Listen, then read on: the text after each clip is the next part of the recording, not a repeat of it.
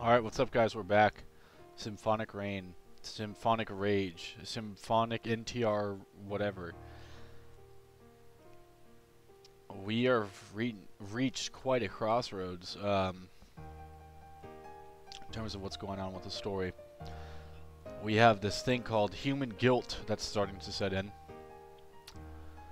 And I see that's probably not the best, right? It's probably not the peak. The peak emotion of this VN is starting to become guilt. And I don't exactly know what's going to become of that.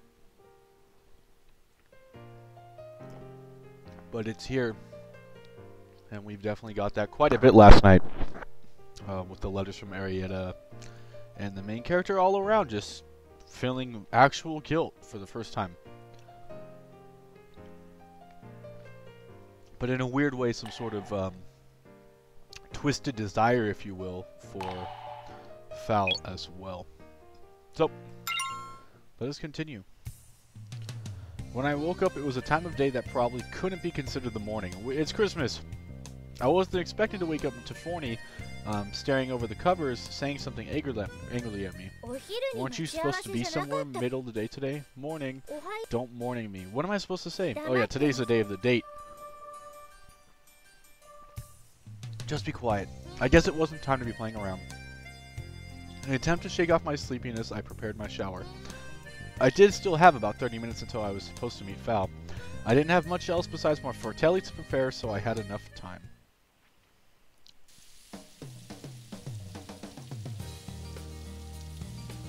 It was not hard to tell that there was feeling something different about everyone I passed that day. There were people who had already completed their prayers for the day and others who were on their way to the church. The mastering, and welcome Esmeralda. The mastering Natalie was different to those held on other holidays, as all the church doors were open wide so that as many people as possible could attend. Oh yeah,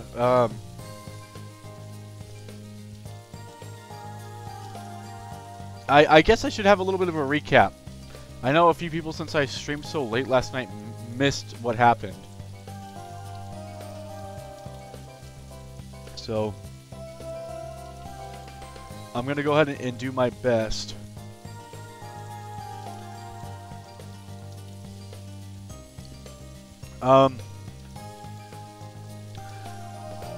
Basically what happened yesterday, yes, it is the Italian game.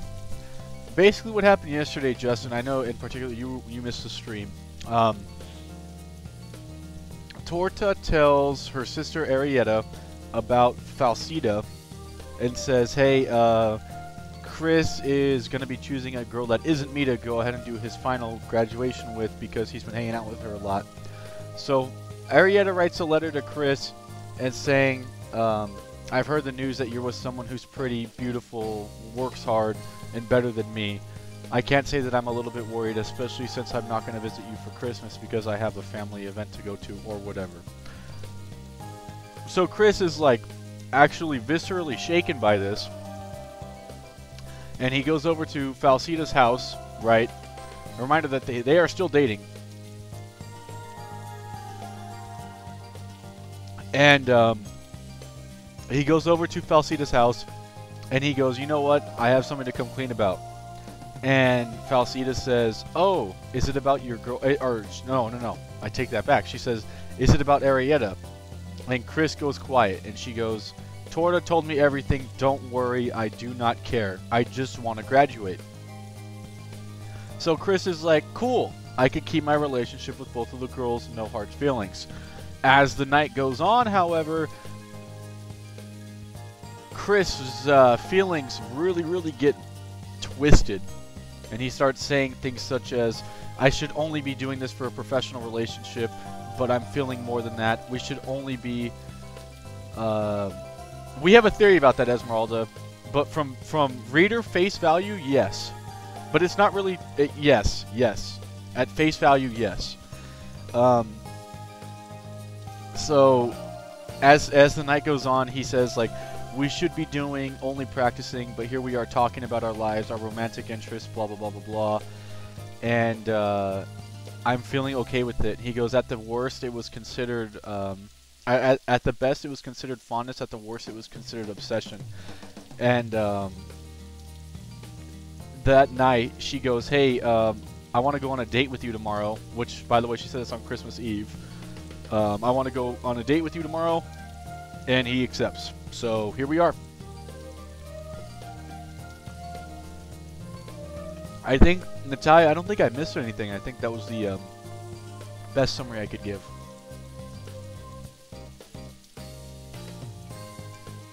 The ceremony itself was quite unceremonious. Priests didn't read from teachings, and bread nor wine was giving out. What is up, PK? However, the church was always filled with the ever-sounding of hymns. And perhaps it was the most troublesome thing of all, one could line up to receive the Father's blessing. Of course, as the church was open to the public, it was possible to just go straight and start praying, but it was normal to wait.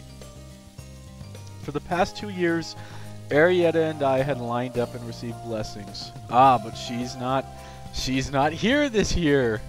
While waiting for Fal in front of her trattoria, a familiar voice called out, "Oh, it's happening." Yes, the GF is in Middle Italy, and he's in Northern Italy, if you will.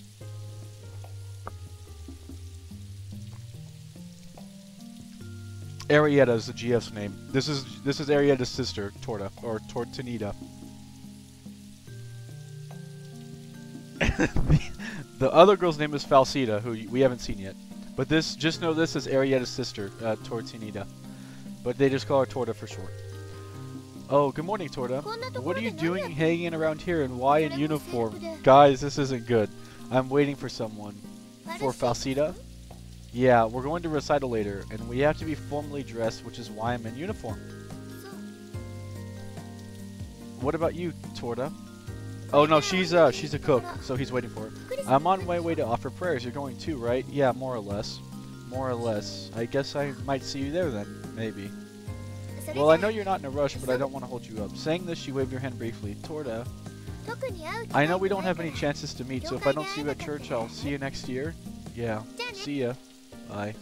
I watched her walk off until she was out of sight, and I looked away. Oh, Falsita, you look very happy today. Good morning. I do think it's a little late to be saying that. That's true. Did you just arrive? Fallon glanced away for a moment as if she was uncomfortable, but then made up her mind and spoke. I got here just before. When you were speaking to Tornita. I'm sorry for making you have to walk on eggshells like that. It's okay.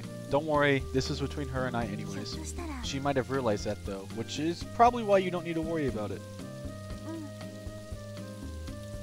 What weird looking thing? The cursor is just a song note. Okay, so what's the plan? Yesterday you said that we'd go to the church and then the recital. But wasn't there somewhere else you wanted to go? Well, kind of. Well, can we do that part later? Shall we head to the church for now? We may as well. It's basically a yearly tradition after all.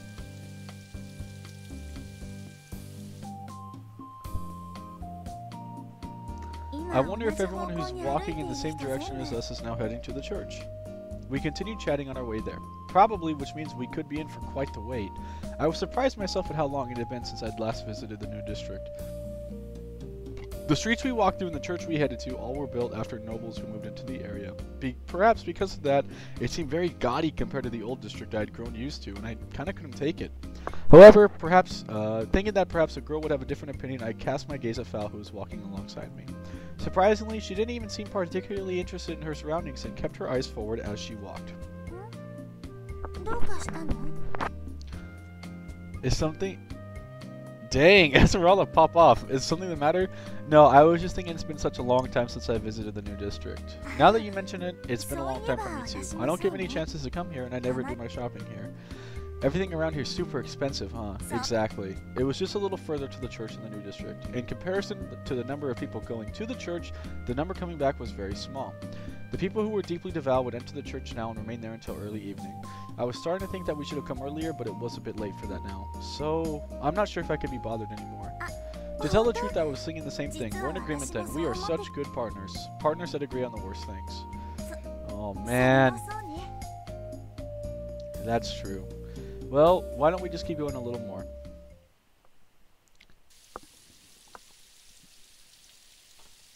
Now that we were this close to the church, the sheer amount of people was amazing. It was more like a cathedral, and it could hold a few thousand people. There were so many people, I thought the entire town was here, and the number of people lined up at the entrance was again amazing. However, as to be expected in a place like this, no one was speaking in a loud voice, so there was a persistent quietness.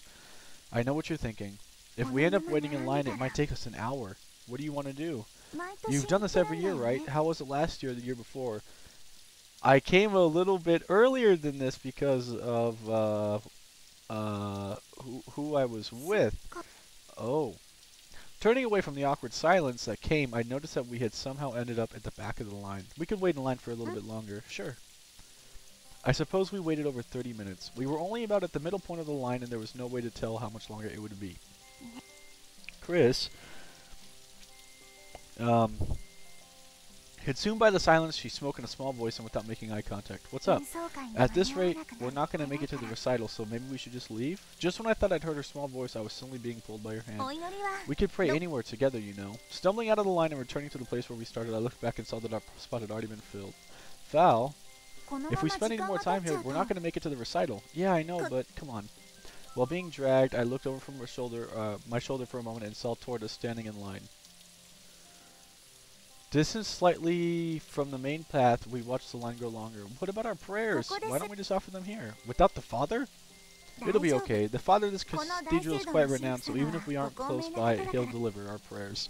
Saying this, she closed her eyes and placed her hands together. She murmured some simple lines of scripture, and I realized that she really was in prayer. Natale was originally a celebration for offering prayers to reaffirm our existence. Simply put, God was only a spiritual being, people could not speak to him or imagine him. And obsessed with things of the flesh, such as idols or material wealth, people would forget their spiritual side. The reaffirmation of one's existence and the confessing of one's acts were the objectives of this Mass. And it was the Father who acted as a bridge between man and God, which meant that going to church for confession should have been more important than prayer. It'll be okay. I'm sure everything is daijobu. She didn't seem to have any reasoning behind this, but even so, she smiled happily. In the same manner, I closed my eyes and reflected. It was impossible to put the feelings I felt into words. I first thought of Eri, and then Torda. Thorny, foul. I guess that about covers it. Fowl, who from some point had been watching me, commented mischievously as I opened my eyes. Of course, it would be impossible for someone like me, who wasn't a father, to feel the presence of God, but when I looked up at the Master's church, I couldn't feel a trace of his presence. I felt that the smile in front of me had a greater sway over my heart at the moment. Shall we get going then? Alright. From the corner of my eye, I watched the familiar silhouette enter the church, and I continued on my way. It's just about the right time for us to go, shall we? Yeah. After walking through the new district a little and spending time at the church, it had become time for the doors to open. Recital time. Unlike the church, the concert hall was not decorated grandly. It did boast a certain functional beauty, though. The building, designed with straight lines for practicality, was still beautiful. It seemed that the concert would be starting soon, and its crowd had begun to gather. Seats were allocated to tickets for this recital, so there wasn't a pressing need to hurry. Nevertheless, Val said she wanted to head in early, so I followed her lead. Well, if you'll excuse me. Thank you very much. A refined-looking gentleman spoke to her and then went about his business. Who was that? I think that was an acquaintance of the school director. You have connections like that? I've been tutored by him, though. After arriving at the hall, many people came up to us in the same manner. We got to our seats early, as the entrance hall was full of people, but even the number of people greeting Val never seemed to change. Oh, Miss Cordell's here. Hello, Falsita. Who do we have here? What a surprise. Good afternoon, miss. Good afternoon. Well, I suppose that the two of you here together means you decided to partner? You doubted me? I wouldn't say that. It doesn't matter. I haven't heard you two perform together, but I think you might make an unexpectedly good pair. Yes, we are most aware. She spoke in full confidence. I simply nodded in the ambiguous way I always did. I see. Well then, no slacking off before the recital, and keep up the good work. Don't start a lecture here, please. I would never dream of it. Listening to good music is also a good experience. Well then, I won't bother you too much. Excuse me. Enjoy the show. Actually, Miss Cordell, come see me in the new year. I'll listen to you play. Before listening to what I was saying, she simply said what she'd said and left. She always did this, even in places like this. She is a good teacher. I suppose so. Oh. The buzzer indicating that the show would begin, I rang out through the hall and the murmur of voices went silent. The hall would soon go dark, the performance beginning. I didn't end up with a good chance to look at the program. What are we performing? You'll know it when you hear it. Ah, that's true. If I recall correctly, there were a lot of cappella songs for the Mass. It might be a nice alternative to go to church. Okay. The hall soon filled with attention, unique to this event. No one was speaking, but at the same time it wasn't silent, due to the small amounts of coughing or clothes rustling. But after the applause for the conductor appearing on stage, the small sounds became insignificant. I let the waves of beautiful music overcome me. That was a completely different sensation to performing the music myself. I didn't become a part of the music, but instead felt the mass of the music as one sound with my entire body. I felt not my ears, but my skin and every part of my body capable of sensing the waves of sound, and had all become a single organ. I was unable to move until the last fragment of sound was absorbed by the concert hall walls. The first part of the program had been concluded and the audience was given a 5-minute recess. The excitement hadn't died yet down as I was looking at Fowl. She wasn't smiling happily, but at the same time she also wasn't shedding tears. Fowl? Yeah, we have a 5-minute recess. I know. That performance was great, wasn't it? Yeah. Is something wrong? It's nothing. I'm gonna go to the bathroom real quick. Are you good? Yeah, I'm fine. Okay, excuse me for just a second. In the end, Fowl came back for the second part of the program, so we didn't get a chance to talk in between. Once the entire program had finished, many people were starting to head for the doors. Next to me, Fowl just stared quietly at the stage. What's wrong? Nothing. Do you mind if we stay here for just a little longer?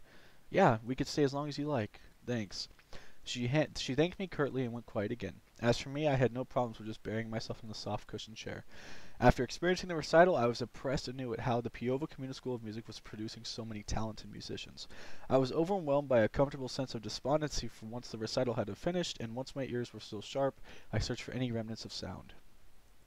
Alright, shall we go? Huh? Yeah. She seemed to have returned to her usual self and stood up as she spoke. I followed her and we headed outside. Well, that's weird. Oh, alright, I guess we're gonna find out. So, what's going on? Huh? You didn't enjoy the recital? What do you mean? I might just be... Sorry, the cat jumped on my keyboard. Imagining it, but you seem like kind of down since the music finished? Kitty, move! I do. Well, I guess I might be.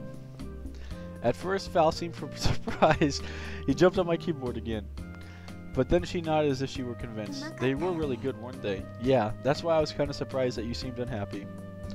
No, that's not it. I'm not unhappy at all. Actually, perhaps it would be appropriate to say that I was still unhappy about something. What do you mean? Looking about to check to see if there were too many people around, she smiled mischievously. That reminds me, I said there was one more place I wanted to drop by. Okay, let's go there and I'll tell you exactly what I meant. Hey, wait a second.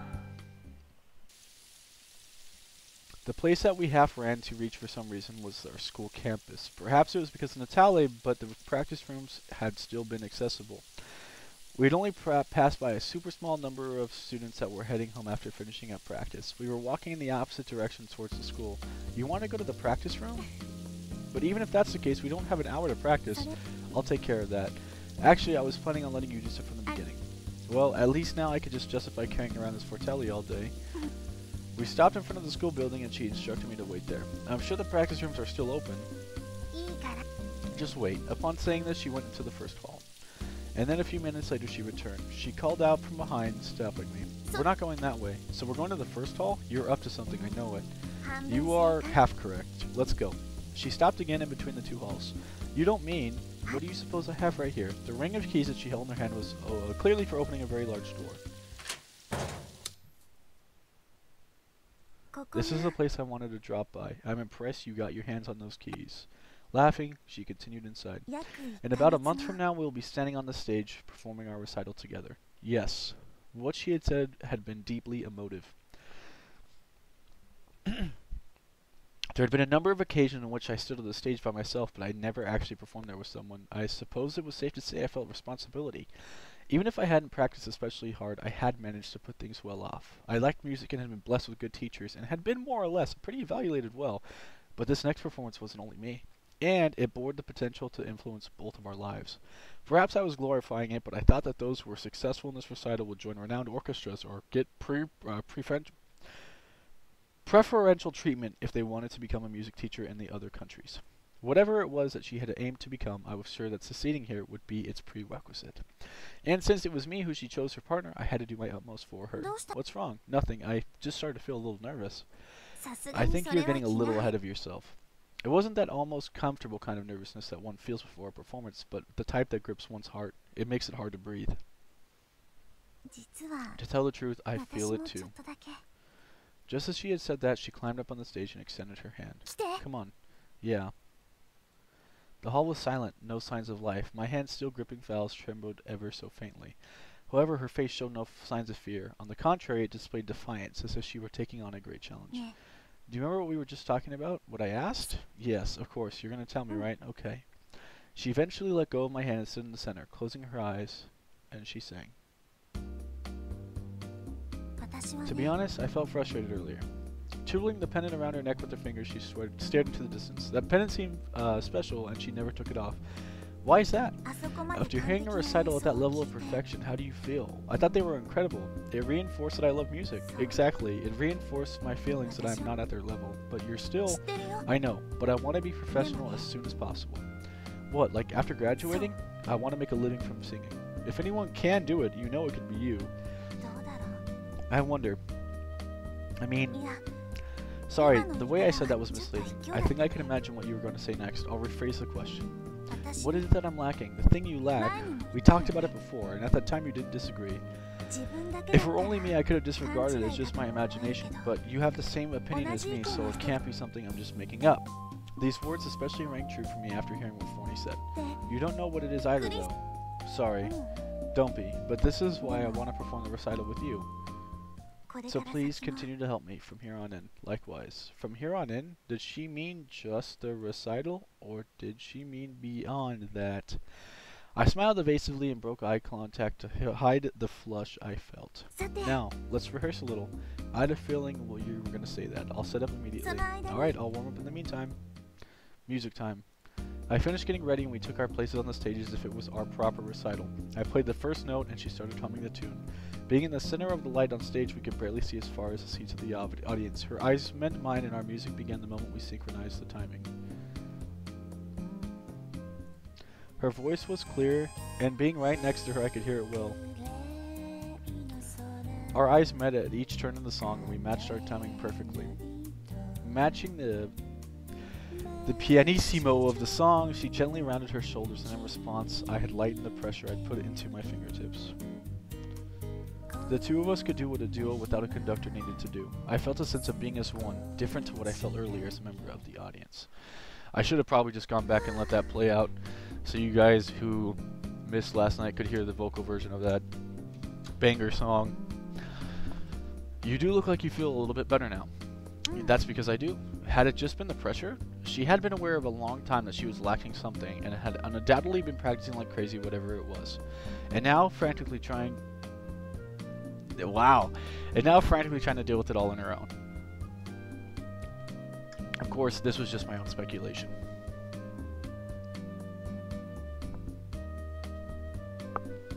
But I thought that performing together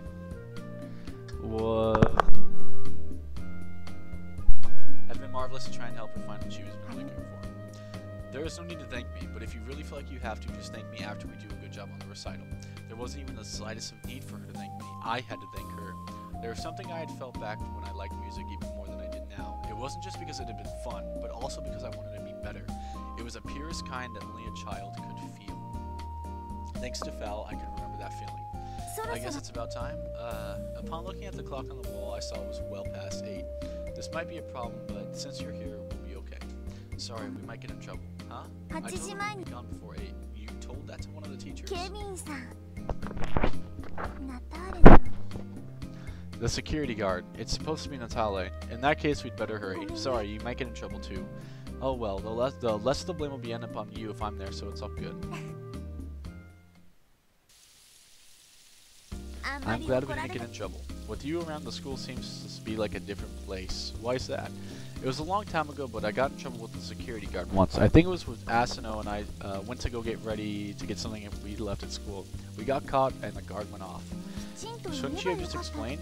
We did, but he didn't listen, so we snuck in. How strange. I thought he was a nice guy. To you? Probably.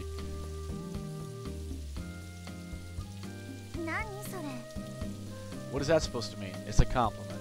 It doesn't sound like one. In that case, you should rethink about it. By the way, are you getting hungry? Yeah, now that you mention it. I realized that I was actually hungry. I hadn't had time to eat this morning. Do you want to have dinner at my place? Oh, shoot. I've prepared it. Just what did you prepare? Lasagna. And all... Oh, thank you so much for the subscription. You now get the delete of this monkus. Copared specialty lasagna. All I have to do is bake it, and it'll be ready. Perhaps it was because I'd eaten it twice before, but I could already taste it in my mouth. My hunger suddenly became one notch stronger. If you already had made it, there's no way I could say no. I made a lot, so feel free to have seconds. The evening of Natalie wasn't quiet for us, but it was, however, peaceful. Val planned to visit her family and was going to come back by the overnight train, the train going anywhere, before classes started again. It was very like her to want to fit some practice in on that day. It wasn't as if I had plans, so I couldn't say no. We at least have to do a little practice, you know. I know. Look, it's getting late, and it's going to get cold tonight, so we should head back soon. Do you understand? Oh, whatever. I would say the same goes for you, but wouldn't it be very convincing? You don't need to worry about me. I know that. Anyway, you'll come to the station when I arrive, won't you? At 2 o'clock sharp. Thanks. I want to get back to the swing of things as soon as possible. Roger. Alright, I'll see you when I get back. Yeah, see ya.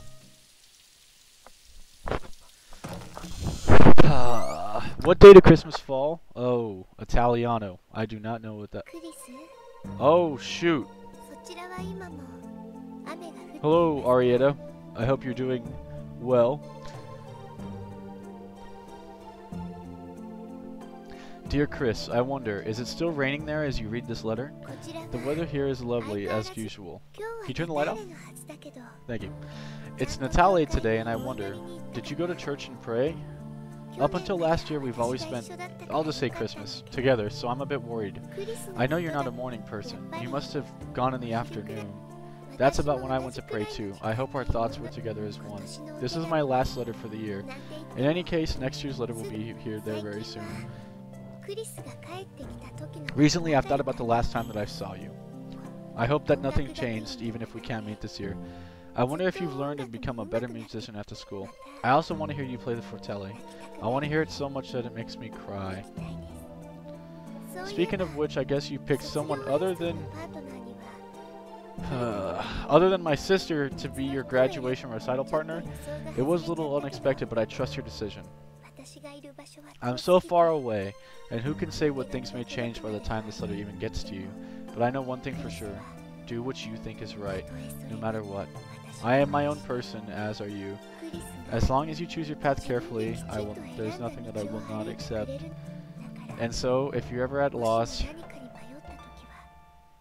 remember my words, Chris. Do what you think is right. That is my wish. Until next year. Love, Arietta.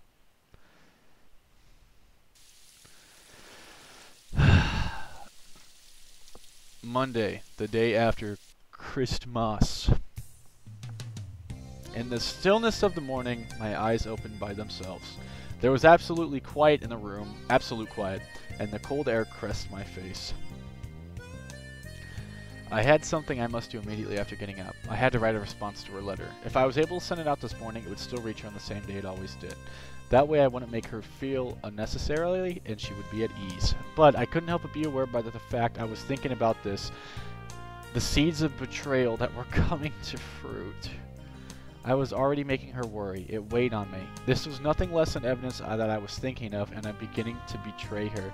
Do what you think is right. That is what she sent, no matter what that may be. Arietta realized what was going on. Or maybe it was Tortoni that had realized and had told her. The end result of this wouldn't change anything. Torta would continue to tell Arietta about me, and I didn't intend to stop her.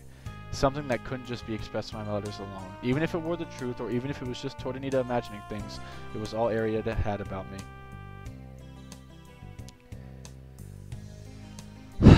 Arietta could only know what was going on from the 2 letters that we sent her, which meant I had to write to her, so Arietta could know about me, even if it was just a little, so that Arietta could know the truth.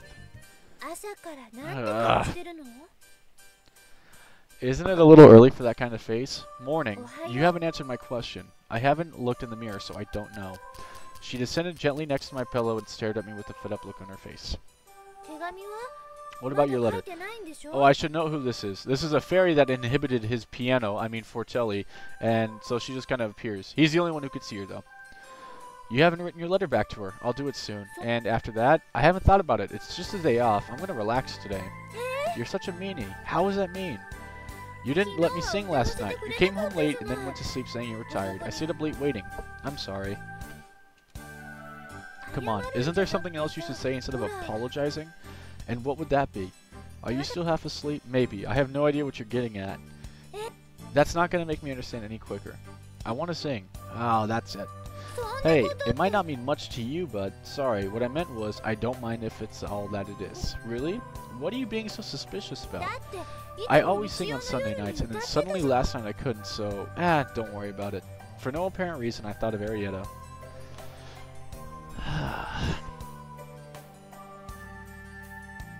At the moment, it was all Forney had. All she could do was look out the window, or sing by herself, and everything else she did depended on me. She could sing because I told her to, and she was able to go outside only because I invited her. Maybe I'd underestimated just how important I was to Forney. Do you want to spend the whole entire day performing together? Really? We could start any time once I've written my letter. If you did, you wouldn't play for me? Even if I did, I'll play for you. Thank you. Why are you saying that so seriously? Did you want me to make a joke instead? Well, that's not what I meant. Alright. I'll be finished writing my letter soon, so just let's wait a little bit longer.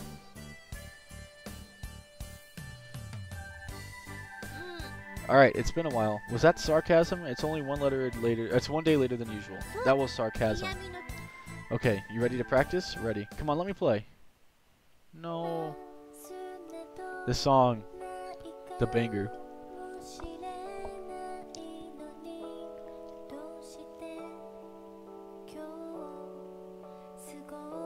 I think this is an issue. I think this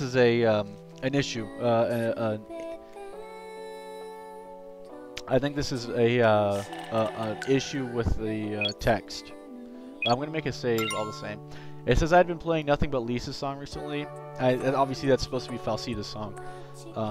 Unless I accidentally locked into the Licelia route. Whatever. My fingers surprised me with how smoothly they moved. As always, Forney took the music onto herself and overlaid it with her voice. Despite her small body, her voice was loud as any human's, and she produced a harmony so beautifully clear that it seemed to pass straight through you. The gentle motion of her wings reflected the song's rhythm. The sounds were a part of her, and the song expressed itself from within. There was a certain sense of unity in our ensembles that I didn't really feel from my ensembles with Val. It was impossible to put into words what was different. If you took away the fact that Forney wasn't human, I felt there was no reason Val could not have achieved this. What's wrong? You were getting distracted. She'd stopped me so suddenly my brain and body froze. What are you talking about? We were doing well, but then your sound went wonky. Did it? You were thinking of someone else, weren't you? Yeah, it happens sometimes. I don't like this. Okay, I admit it. I'm sorry. I apologized frankly, and instead of getting angry, Forney muttered something with an almost sheepish look on her face. Don't apologize. Why? I was being selfish. What? I said, Forney. I tried to speak as gently as possible. You dummy. What? I said you're a dummy, even though that I know how my face had broken into a smile. I poked her forehead with the tip of my finger, which made her fall over. You're the dummy. Yeah, that is also true. Say it again. Nope. Yeah, dummy. You said it about me, though. That was about both of us. Come on, let's forget about that and go back to practicing. I won't think about anyone else. Yes, I promise. In that case, okay. Thank you. I lightly rubbed her fluttering wings and then turned my face to my Fortelli once again. Let me play! Oh well. Usually the days before the new year were supposed to pass by uneventfully. For the past 2 years after spending Natale with Arietta, having a quiet night at home and not taking part of the festivities on December 31st was the way I enjoyed the season. This year things would be a little noisy.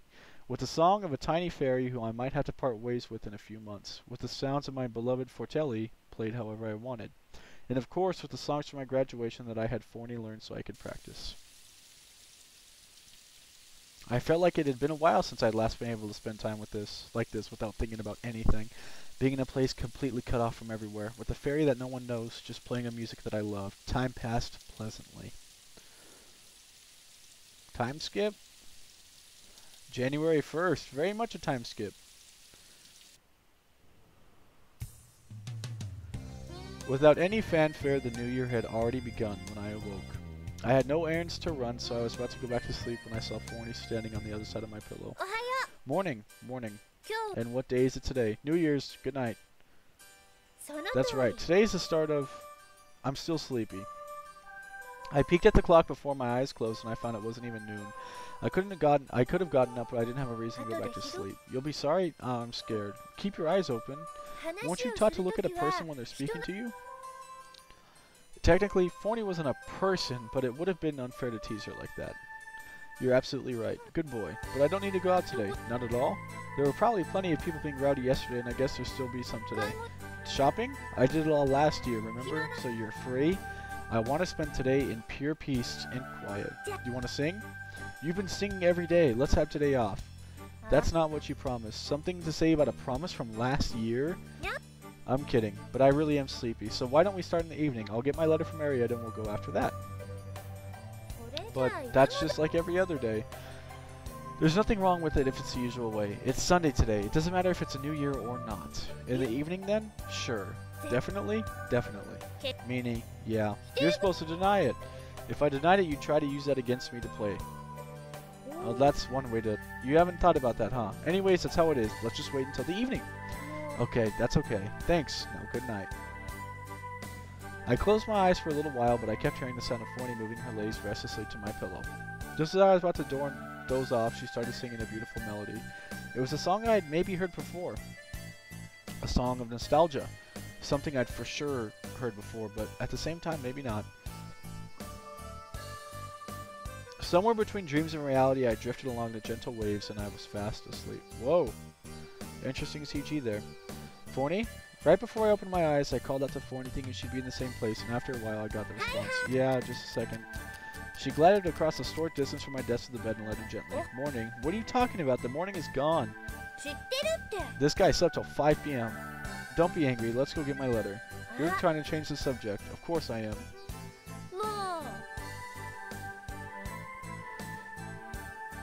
Putting on a jacket, I went to the entrance of my apartment to collect my letter from Arietta. What did Arietta say? I won't know until I open it now, will I? Well, let's open it up. And why is it you're interested again? I'm not interested. Good, now be quiet like usual while I read and write my reply. Fine.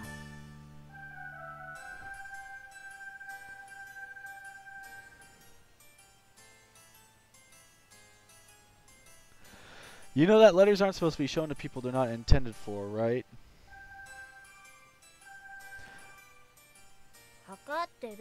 I know that, but I know I still tell you what they're about, right? I know that too, so then what did you want to see? Because lots of things have happened recently I like with Val. I was just worried, okay? I could understand why she might be worried, but there was no need to get angry. I was pretty sure she'd only disappeared when I was about to go to sleep. Was she really angry about the letter? She's probably just very concerned about Arietta, or she's concerned with me. Go on, just read it. I've been waiting since this morning. Yeah, sure. That's really not good for my heart. I quickly grabbed my letter knife and carefully opened the letter. Altogether, I'd received over 100 letters. In the beginning, we wrote about so many things over numerous pages I wasn't even sure of the exact number. Over time, the number of pages decreased, but our feelings were as one.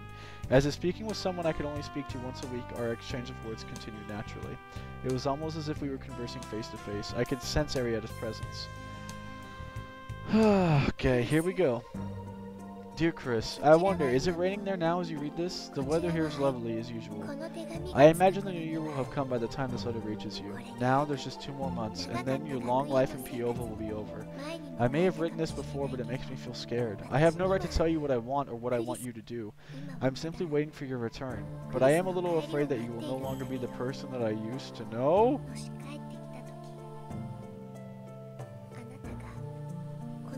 In your last letter you wrote me about Falsida. I feel proud of you for wanting to help her. I believe I wrote this in my last letter, but I'll write it again. Do whatever it is you want to do. Please don't worry about what others think or what I think. Do what you think is best.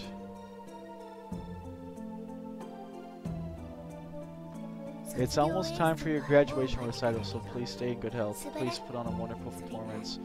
It'll lead to your bright future. Love, Arietta. Chris, you could do whatever it is you want to do. Forney. I see, so that's how Arietta feels. Could you not look away without my permission? Come on, it was only a little, so why so serious? Of course I've got a serious look on my face. Why is that? That was the second time that Arietta wrote something like that. Upon hearing this, Forney made a face but then laughed in an almost lonely kind of way. People's hearts are complicated, aren't they? She spoke in a serious tone, which was very unlike her.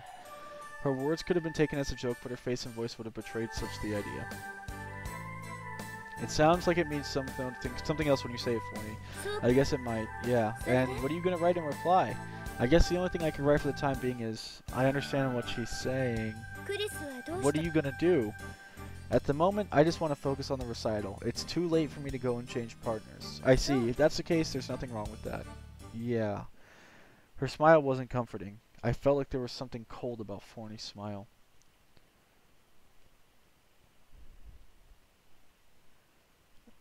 My fingers were almost shaking, but I somehow overcame that feeling and wrote my reply. I wrote exactly what I had said to Forney. I barely added any other words to it. How could Arietta feel receiving my response, a letter that was much shorter than usual? Would she still be accepting? Are you finished yet? Let's sing. We don't know how many more chances we will have to do this. What are you talking about? The end will always come.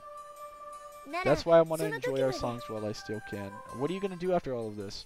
What do you mean after all this? After I leave? Who knows? Maybe nothing will change. Will you still be here? Maybe. Maybe not. That's vague. You haven't even heard the bass songs yet.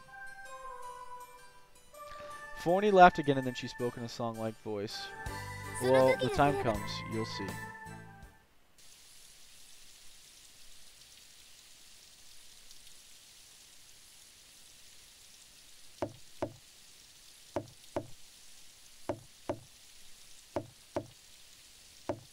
Was that from next door? No, it was too loud for that. But I made plans. Tortinita? Asano? Coming. I grabbed my jacket and tried to make myself presentable. I headed to the door. It was about noon. It seemed that because I had these things yesterday, Forney didn't have any intention of waking me up. Who is it? It's me. Oh, what's up? Hold on. What's with the get-up? I just woke up. What's up with the uniform? I'm headed to school. Oh, the campus is open today, huh? And if you're asking me to go, I am not. I wanted to talk to you. It's nothing really, but do you have time? Sure, if you give me time to change.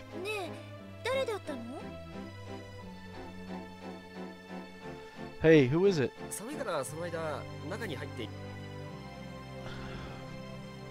Chat's wildin'.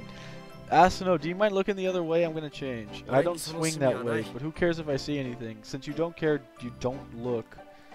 Fine, I know you're weird about that. I won't insist. Someone might get the wrong idea if I did. Is that Asano? Yep, the one and only. I see. But why is he here? That's what I want to know. He wanted to talk? Did you say something? I talked to myself. Don't mind me. Poor Chris. Life is so hard. You probably shouldn't be saying that considering you're the reason it sucks. I was being a little mean, but Forney missed it because her eyes were glued to Asano the whole time. He's kind of handsome. Is he your type? No. I see. I'm heading out with him, though. I'll be back in the evening. I might actually be home right away. He just needs to talk to me real quick.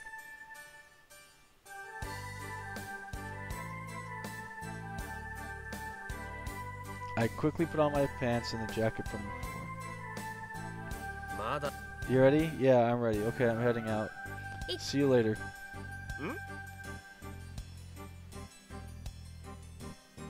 Just to have it.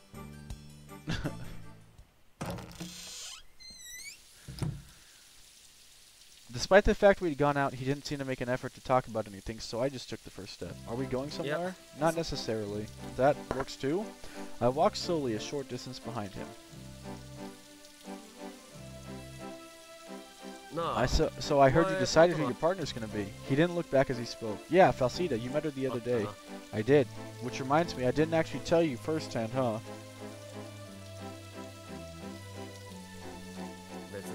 It's all good. I guess that means you heard it from Cordell? Torda? Yeah. He seemed to answer in a tone that was curt. We headed in the new district. Are we going there? Whatever. It's just trash. I heard the sound of something under his feet. Even last night there was young people, students, creating a ruckus. This must be what they left in their wake. Most people had given up caring, as these were people that always got rowdy at the end and the beginning of the year. However, I had never really felt I could be one of them. This stuff's in the way. I guess just no one cleaned up after they had their fun. Asano kicked the garbage as they're sweeping into the other side of the street. Come on, cut it out. Why? I didn't make the mess. You gonna clean it up? Of course I'm not. Then what's the big deal? The dust will end up over here too, and your shoes will get dirty. You are indifferent. What did I say that could possibly be indifferent? It's whatever. Something wasn't right. He was angry. This wasn't the usual Asano. His words, his actions, he was irritated. I could tell. Uh-oh. Guess it's nice once you come this far. Unlike what I had expected, there wasn't an abundance of people, but there wasn't that many. Phew! The same went for shops that were some were closed, but a good number were already open. Was it the streets that Asano was talking about? Even if, for example, it was the townscape he was talking about, I still would have agreed. It's nice to have some peace and quiet. That wasn't entirely the case during Natale. It got really noisy. Got to hand it to the new district. Even while partying, they are able to retain manners. Just as I started to say this, a few people were cleaning the streets. Or we just had people cleaning? From the clothes they were wearing, I couldn't tell if they were local residents. Perhaps the government has anticipated the mess and dispatched people to clean it up. The fact that the old district was still dirty was simply for no reason other than the new district clean was being prioritized. It was just a common occurrence. So how are you doing? I suppose we were at the point in the middle of the main street. He stopped walking when we were along a part of the street which was lined with restaurants. Not bad, I guess. That's no surprise. You did find yourself a good partner. Dude, is she really that famous? Are you being serious? Oh, I forgot who I was talking to. She's a good singer, huh? Practicing with her really made me realize that. Yeah. He started to sound like he was going back to normal. I could no longer sense the irritation. How are things going on your end? I hadn't made a decision yet. I've got a couple of potential people, though. Like the girl? Not her. We only rehearsed that one time. You don't think that's a little too soon to decide? There are only some things you need to tell only one rehearsal by. That's right. Either way, I think I'll take my time. It was a bit rich of him to say that when he laughed at me for saying something so similar in the past. So, if you're heading to school, I guess that means you're going to look for a partner today then? Yeah, pretty much. He nodded while responding in a voice that showed me a true lack of motivation. You're not motivated, are you? Nope, it's just graduation recitals. You're nonchalant about this. Admittedly, I did used to feel the same way. You don't now? I guess not. Things might be different for you too, man, once you find a partner. Let's hope so. When you said you wanted to talk, is this what you meant? I was kind of curious. Gotcha. Perhaps it was because recently I had a lot of conversations where I had to dig for answers, but I did not think he was telling the entire truth. But if it was just from my imagination, I would be especially happy with that. But for the time being, I answered that I understood what he was saying. Alright then, so what are you going to do now? I didn't really have anything planned for today. I hadn't decided on anything today either. Want to grab a bite? Yeah, it's almost lunchtime. Alright, let's see. Before he even finished speaking, he was looking left and right for try and find a cheap place. We're not going to find anything cheap around here, man. What about that restaurant over there? That's not a good place for students. We shouldn't have been looking in the new district in the first place. Fortelli students receive financial aid from the state, so tuition was unbelievably low. But even so, I was getting by on the money that my parents sent me every month. I could not afford luxuries. I didn't mind going to a trattoria once in a while, but a restaurant with a proper dress code was not appropriate with my position. Well, that's out of the window. What about Copair, man? They're closed today. They do open tomorrow, though. Really? You didn't know that? Dude, I've only been there a couple of times. I see, oh well. I'm gonna go grab something to eat here. Yeah, I'm just gonna go home and sleep, dude. What about practice? I'll start tomorrow. Fair enough. Anyways, I'll see you later. Good luck. With the graduation recital? What else? Remember, we're all in the same boat. Got it. Thanks for worrying about me. It's not you I'm worried about. Well, as long as you're worried about something. Alright, see you around. Huh. Wonder what he could be worried about. I couldn't tell if he was being shy or in a bad mood, but Asano didn't sound very excited when he spoke. After all this, I didn't really understand what he was trying to say. I wonder if it was just his way of telling me to do my best and not to make life difficult for Val. It was a rare occurrence, but he seemed almost emotional. It didn't seem to suit his usual disagreeable attitude, but these were all parts of the friendship, so I guess I didn't mind. The 3rd of January. I think Falsita comes back today. I put my Fortelli over my shoulder and headed towards the Stole station in town. Piova was surrounded by mountains and sea, so this was the only route rounding it to the outside world. But having said that, I hadn't left Piova once in the past 3 years, so I never actually went to the station. If I wasn't going to meet someone like Val or Arietta as I was today, I had no reason to visit the station.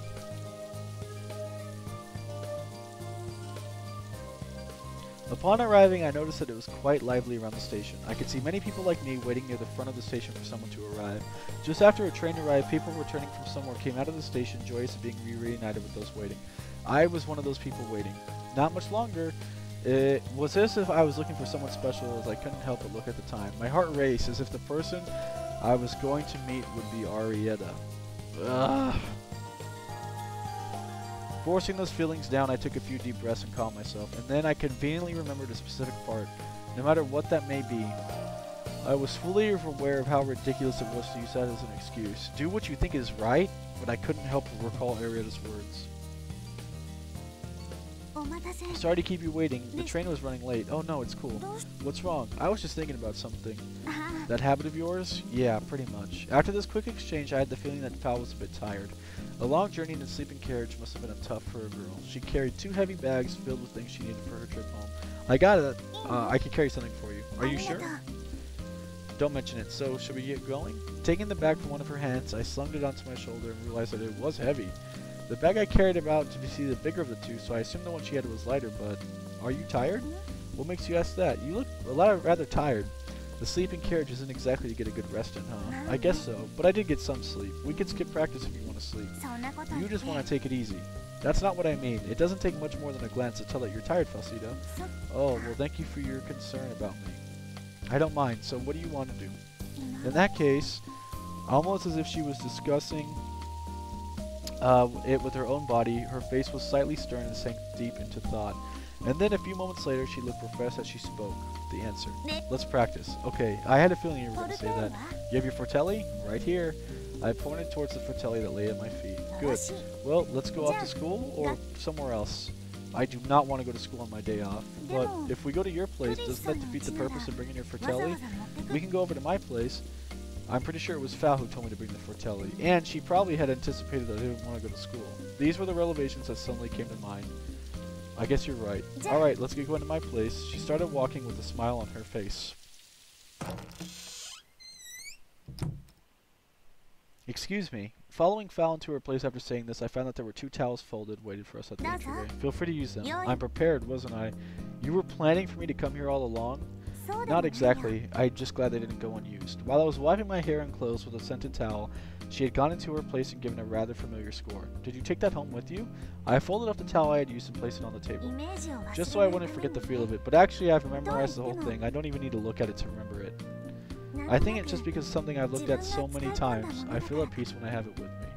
Thanks to the notes and annotations, the score probably looked messy and hard to read for someone first laying eyes on it, but for Val, who had practiced and practiced and mastered everything, it was a special partner. For her to feel at peace when she had with her work was not surprising. I know what you mean. I guess the fact you've gotten that out means, are you ready? I shall set up post-haste. Alright. Her voice sounded as if it had become even more radiant than before. I could tell just from hearing her saying that she didn't miss a single day of practice. Of course, if you knew her well enough, she wouldn't even have to doubt that. As for me, I had also used my Fortelli nearly every day, so my skills hadn't lost their edge. It was none other than Forney that I had been practicing with. It practically didn't matter that Val and I hadn't rehearsed together. And on top of that, there was one thing I was able to realize, having spent more time hearing Forney's voice than I usually did. I was able to feel that something that she previously didn't have. I could tell whatever it was that Forney and Val herself had thought she was lacking was present. Just like when Forney was singing, I could feel her unwavering voice and flowing presence.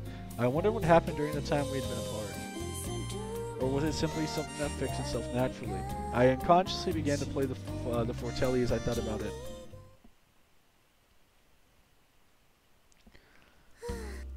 After we finished playing our song once more, Fowl let off a heavy sigh. Are you okay? Oh yes, I am actually a little tired. Perhaps she had given up trying to force herself, and she sat in a nearby chair and took a deep breath. Despite the fact she said herself was okay, I could tell at a glance she was not looking at a good condition. Just when I was wondering if I should check on her again, she moved first and asked me a question. So, what do you think of my singing? You know the answer without me telling me, don't you? I suppose if it was to be a good answer, or one answer, it would be superb. But if I actually said it, it wouldn't sound like it was true. And besides, in the end, only the audience could give us our evaluation. What did you think when you listened to me sing? If I gave you my honest opinion, will you promise not to take it as flattery? That almost sounds like flattery. I thought you sounded good. Upon answering in a serious tone, she stopped laughing and waited in earnest words I would say next. You once said that you were lacking something, right? You sensed that too. Yes, I did, but today, not at all. Really? I nodded silently. I figured that if I said any more than this and added extra sugar to the take, it would gladly begin to sound untrue. Thus, I silently let her know that I was speaking truthfully and not trying to win her fervor. I see. Practicing any more than today might end up having the opposite effect. Feeling this, I started to pack up. Let's continue the rehearsal practice tomorrow. Yeah, sure. I should probably make myself clear, but I didn't just say that because I want to give myself rest. Thanks. We had only been there for a short time, and since Val had begun our rehearsal immediately, I got packed up and ready to leave in the blink of an eye. My fortelli on my shoulders, I spoke to Val, who was resting in her chair. Did something happen while you were gone? My question was supposed to be tactfully casual, but her eyes widened. From that reaction, I knew something had indeed happened, but I wasn't sure what it was, and I was not able to ask. If nothing happened, then it's good. It's good. You know what? Just get some rest and we'll rehearse again tomorrow. Sure, I'll see you off. You don't have to. But by the time I answered, she had already stood up and walked as far as the door. I followed behind her and reached out for the door before she could. Alright, that's far enough. We've got rehearsals starting tomorrow, so what's the plan? Let's see. We don't have any private classes at the New Year started. From midday then? First thing in the morning. Wouldn't be too mean to you, so why don't we start at the same time you normally would have had a private lesson? 10 o'clock? Well, I'm good with that. Don't be late. Hey, speaking of Cordell, I remembered something. She wanted to hear us play, right? She did. Do you want to try doing that tomorrow? Yeah, we should. If that's the case, I'll get a good rest. Okay. Usually this kind of thing went the other way around, but she nodded without complaining. Alright, I'll see you tomorrow. Oh, when I went to turn the doorknob, she let out a small voice. Could I ask you one thing? Sure? Does my singing have any value? Oh shoot, value? I sometimes wonder if I'm actually capable of becoming someone who's professional. I let go of the doorknob and I faced her. Realizing this, an almost angry expression crept onto her face, and then she looked at the ground. However, it wasn't at me, it was at herself. Don't worry about it. I'm not really confident if I'd be able to word it right, so I'll keep this simple.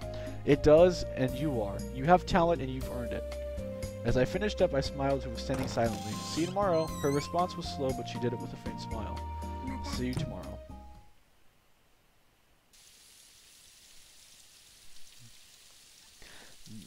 Not like this. Are you going to be home early today? I guess so. She has to start work again today. She couldn't get the day off? Seems so. So that's why you're up early. That's right. My private lessons with Cordell are finally over, but I wasn't expecting I'd still have to go to school in the mornings. You look pretty happy. Despite that, you might be right. You didn't even deny it. I wonder if you're able to understand this. I like her on a human level, but also in terms of music, there's something special about her. So I can't help it if I'm a bit excited to practice. All sounds a little self-serving. You're right, it is. But the way she sings has changed, Forney. Is it something that could actually happen suddenly? It could be, because whatever it was that she lacked, it's something to do with technique or ability. And now you could find her more special? Yes. You don't even feel bad about this? I do, but at the same time, I feel that this is also the right decision to make. Oh, then I guess there's nothing else for me to say. Sorry. Why apologize? It was written in that letter from Ari, right? To do what you thought was right? Yes. In that case, practice a lot and do your best to put on a good recital. Okay, good. Alright, I'll see you later.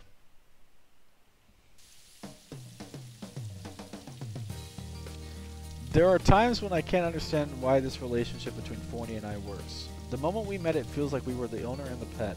She couldn't do anything by herself, but it wasn't that she needed anything. However, she always needed my assistance when she wanted to go outside. Because of this, I always thought of her as a high-maintenance housemate. But she probably was the one supporting me mentally. Talking to her about things that had already gone and made a decision on, just like earlier today, helped me a lot. There were things that I couldn't say to Torta or Asano, but I could say to her. Since I couldn't get responses from Marietta immediately, I needed something and someone I could turn to.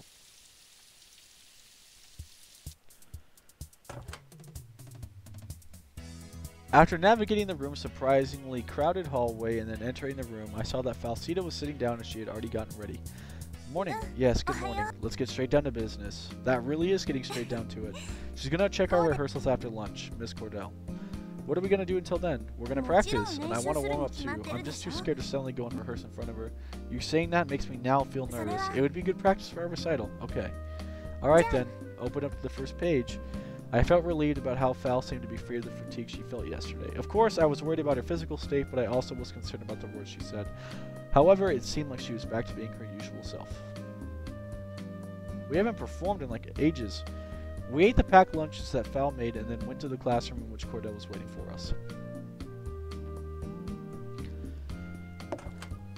You're right on time. Thank you for offering to check our rehearsal. We appreciate it. Not a problem. You said you needed practice in the morning, so I assume you didn't need to warm up? That's right. This will be the first time to hear the two of you play. I'm quite looking forward to it. Please don't have that high expectations. We'll be fine. Just play like we usually do. You're right. It seems you're confident despite how you sound. We have been practicing now and then. A lot more than now and then. Understood. In any case, let's hear it. Yes, Miss Cordell. I finished setting up, place my fingers on the keyboard and play the first note. I should just throw the song. I should just make it sound god-awful, miss every single note.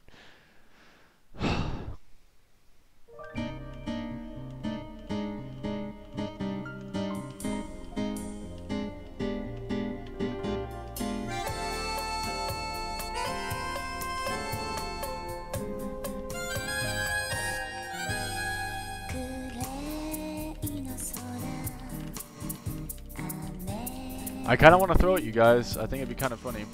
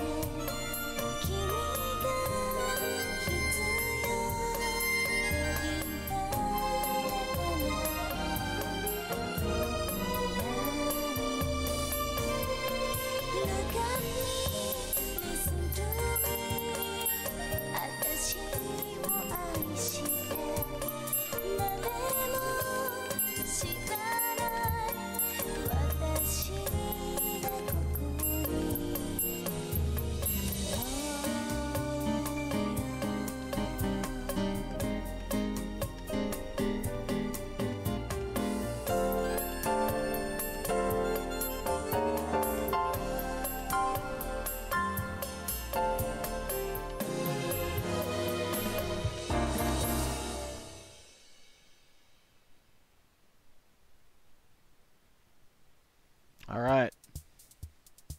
We finished our song and the final sounds of Fal's voice and my fortelli disappeared into the walls. Good. Miss Cordell gave her evaluations with a very satisfied look on her face. that's pretty much it. No one in the room needed to give any opinion about the quality of our music. We all understood it. However, that change in Fal's voice, what I noticed, seemed to have reverted how it was before. It was something small and delicate, a special thing that perhaps no one else besides Phony and I noticed. Or maybe it never even existed. Looking at this expression on Cordell's face, I almost felt that it might have been nothing more than my imagination. Being able to gather this from Cordell's otherwise unemotional expression was something that was only possible for the students like me who took private lessons. To be honest, when I heard that you were partnering up with Falsita, I had some concern, but it seems like your compatibility was not bad at all. Compatibility? The combination of one student who is highly dedicated and one who isn't. I believe there's more than enough for concern. Is that praise to me? Did I not say it wasn't bad? Not bad. Coming from Miss Cordell, that's actually quite deserving of praise. Normally, even if you did a good job, she'd tell you to do it again. I see. He can hear you, you know, but I suppose you're not trying to hide it from me. I don't think we could hide anything in such a small room. Fine, there is not enough time until the recital, so keep practicing. Yes. We had concluded our business. Cordell was a busy person, so I packed up quietly and went to leave. I slung the Fortelli over my shoulder, and when I went to reach the door, Cordell asked me something. Have you heard anything from Asano? No. I just know he's looking. I see. That's fine then. If I see him, do you want me to let him know that you'd like to see him? I'll let him decide to regard his partner whether or not he wants to tell me about it. Are you sure? My biggest cause for concern seems to be on top of things. I'm sure he'll be fine. You mean me? Am I your cause for concern? Yes, I am. Seeing Cordell answer my question with a smile on her face, Fal laughed a little. I considered saying something back, but I didn't have the energy to do so. I grimaced and I left the classroom. I didn't know Miss Cordell could laugh like that. It only happens on really rare occasions. My impression of her has changed. It seems like she really cares about you. I guess you could be right. You know what they say about teachers having soft spots for their worst students. It's very much like you to say something like that about yourself. Again, I'm not entirely sure if you're complimenting me there. It's more or less a compliment. I wouldn't say something like that unless I liked the person. Fal said this with a smile on her face. I was fair to assume that she meant like friends. Well, thank you. Alright, that's it for today. You've got work now? Yeah, so I see. In the end, you're going to work every day until graduation? Well, the graduation ceremony is in February, and after that I will be moving out, so I guess I'll be working till then. Either way, you've got no days off, huh? I guess it goes without saying I'll have that recital day off. Saying this with a grimace, she broke into a smile. It was a smile that betrayed no fatigue and no hesitation. Let's do our best. That was the only and best thing I could say. Furthermore, the things we could do up to this point were limited. So I promised myself deep down that the one thing I would do, it would be my best. Yes, we'll do just that. Fal nodded strongly as if gathering her determination. No one knows how the game is. Please don't search it up either. Please, please. The best part about a game like this is the fact that no one knows what's going to happen. No one knows anything.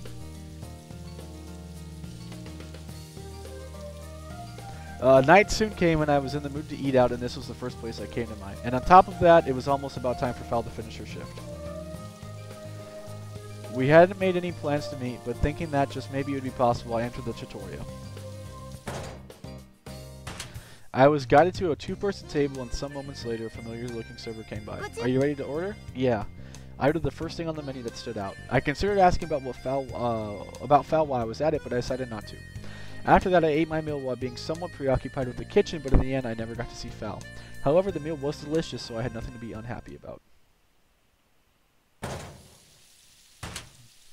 I peeked into the kitchen one last time and then went back to my apartment.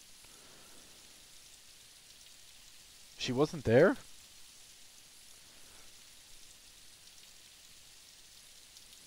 Okay. I guess she wasn't there. Alright, see you tomorrow. It's a Saturday, but same time, same place. Got it. See you tomorrow. Besides the days that she had to work, we spent every day rehearsing. I went to school at 10 in the morning and ate the lunches that she packed and then played my Fortelli until it became dark. The passage of time was strangely fast, and before I knew it, one day was over. However, on days that Falsita had work, I ended up having times on my hands in the afternoons. I had no problems with going home, but... Oh no. Tortanita. Chris, what are you doing over there? What's wrong? I heard a voice behind me. Upon turning about, I saw it was Torta walking over from the direction of the first hall. Tortanita, I'm not actually doing anything in particular. You're about to go home? No, I haven't decided yet. Something I've realized, you guys, is that the character theme is the song that the character sings, just without vocals. If I were to compile all the songs, I think Tortonita's character theme is my favorite. So I'm going to go ahead and assume that Tortonita's song is going to be a slapperoonie. You know, if you keep standing around like that, you'll catch a cold. Why don't we go inside for now? Sure. I hadn't spoken to Tortonita for a while now, so it might be nice for a change. I followed on behind, who was heading for the second hall.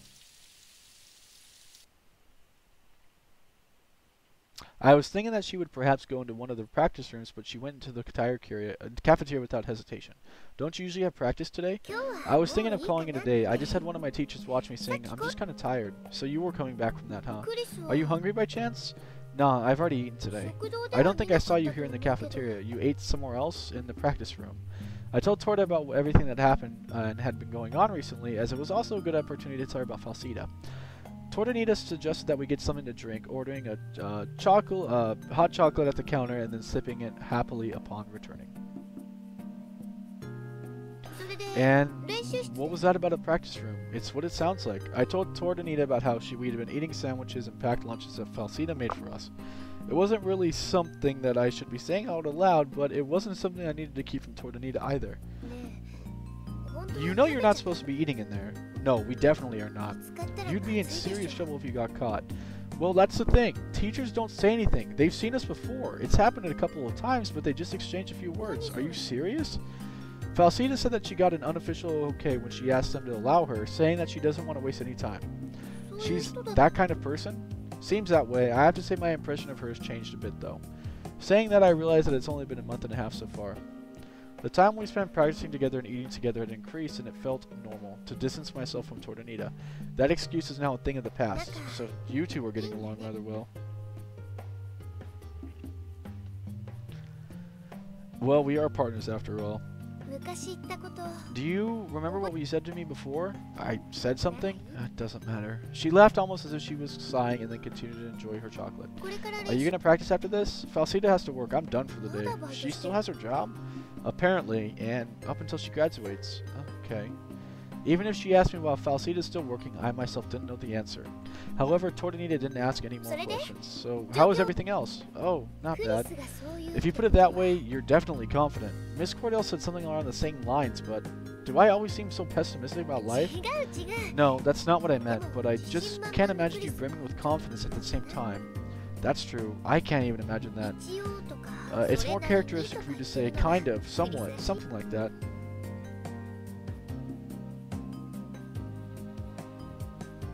Not really a characteristic to be proud of. If you're not happy about it, you could always make an effort to change yourself. I think I'd be even less happy about the prospect of changing myself. I thought as much. Tortonita responded immediately as if she had already known what I was going to say next. Still, it wasn't that she was being mean. It was the comfortable kind of conversation that we could only have because we knew each other so well. And then I remembered another certain someone who wasn't here and went a little quiet. Arietta is in his mind again. The sweet smell of chocolate, the chuckling voice, someone I knew very well. If I closed my eyes, I could recall various memories in an instant, but instead I faced straight ahead and continued talking. Ugh! How about you, Tortonita? No problems here. My recital is a solo performance. I could do things at my own pace. Didn't you have an ensemble with a piano or something like that? That's something else. It's different to having a partner, like Fortelli players. The singing is the only thing they focus on. The piano doesn't get judged. That sounds easy. Did you really? I'm joking. I know that doing things solo is difficult in its own way. Did you know that? You're the one who said it was easier. I'm allowed to say that though because I know. You don't. Okay, okay. I was unable to keep the somewhat nostalgic feelings at bay when someone else called me from behind. Well, this is rare, seeing the two of you together. Recently, that would be true. Commenting on this, Asano took the seat next to me. Hey! Time for lunch? Yeah, bit of a late one though. Stabbing his fork into a pasta and disinterestedly messing about, he continued on. You finished practicing for today? Yeah, man, my partner has to work today. And so that's why you're sitting around chatting to Tortonita now, huh? What about it? Nothing. Asano? Really, it's nothing. I'm feeling a bit irritated, to be honest, because I haven't found a partner. Still, man? Are you going to be okay? I'll be fine. I have a lot of potential partners. I know. I was talking about rehearsing. It doesn't really matter who I choose as my partner. We're going to be performing a song that I wrote myself. There's a bit more to it than that. When you have a partner, Chris? It's okay. I'm sure he gets it. Exactly. I hope so. I had always wondered about this, but I had the feeling that these two were never capable of getting along. Asano never joined the conversation when I was with Tordanita, and vice versa. Tordanita never spoke to me when I was with Asano, unless she absolutely had to. Asano never called her by her nickname Torda, but always used Tordanita instead. But despite all that, they talked naturally about things that I never really understood.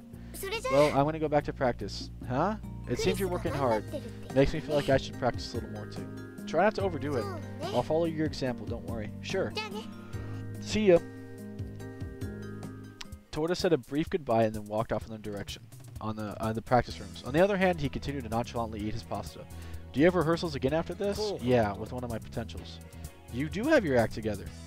Did we just establish that? Sounding unimpressed as he spoke, he finally opened up a little. Was I interrupting? You and Tordanita. There's nothing going on there, dude. You don't like her? No, I like her too. In the same way that I like you, man. But, you know, I think she's not thinking in the same ways that... Of course she does, dude. My relationship with Tordanita only exists because of Arietta, her older sister. You tell me that's how it works? Pretty much. So, are things going well with the now all-important Arietta? That's a really weird thing to ask about. I'm just concerned. I mean, she probably wasn't expecting to partner up with a girl that isn't her sister, dude. Probably not. She wrote as much as in one of her letters, but she also wrote for me to do as whatever I saw fit. She's giving up on you then? I don't think she has. You're so negative. You guys have been together for over 3 years, haven't you? Yeah. In that case, you have to wait a little longer. I know. Had I ever spoken to Asano about Arietta? I never wanted to gush about my personal life, so I kept it short. I only talked about it whenever he asked me. I doubted that he had become interested in all of this now. But in any case, it seemed like he was concerned. But anyways, it's nice to hear. Yeah, I will. Be nice to hear, yeah. He said to say the same thing kinds again, and I started to feel a little uneasy towards the change in his changing attitude. I had some things in mind, and Asano continued eating his lunch in a way that seemed like he was deep in thought, so neither of us said any more. Taking the sound of Asano placing his fork on his plate as an opportunity, we both got up to leave. I was going to go home. Asano was going to go back to practice. Okay, see you around. Sure, see ya. He was worried about me? I felt happy that he was concerned, but at the same time, I felt a burden on my shoulders. But appreciating the fact that I had friends who talked to me like that, I left the cafeteria. I suddenly recalled what was happening the day before yesterday, and I decided to drop by Fal's trattoria one more time. She probably went home early yesterday, as I was unable to see her. I should have asked for her before she left, but since we were absorbed in our rehearsals, it would have been hard for me to recall.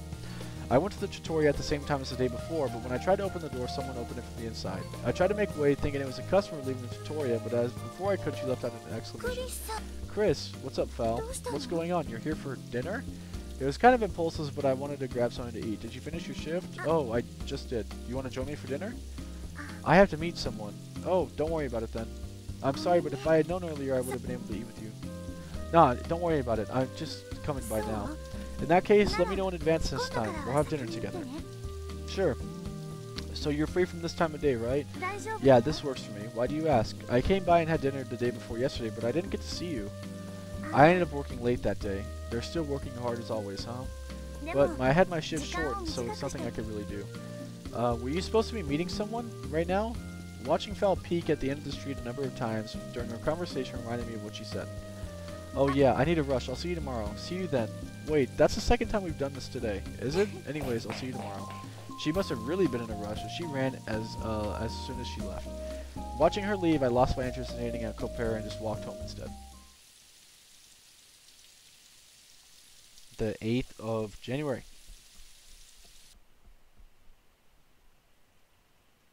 I spent my time doing nothing, waiting for Arietta's letter to arrive. Including Saturdays, our work was full of rehearsals, so Fal and I agreed that we would have Sundays off. This was a one-sided request from me, though, even as Fal laughed, saying that she could make no promises about the final Sunday before our recital. I gazed at the clock and checked the time. It was just after 5. This was meaningless, as checking the time wouldn't do anything for me since I didn't know the exact time her letter would arrive.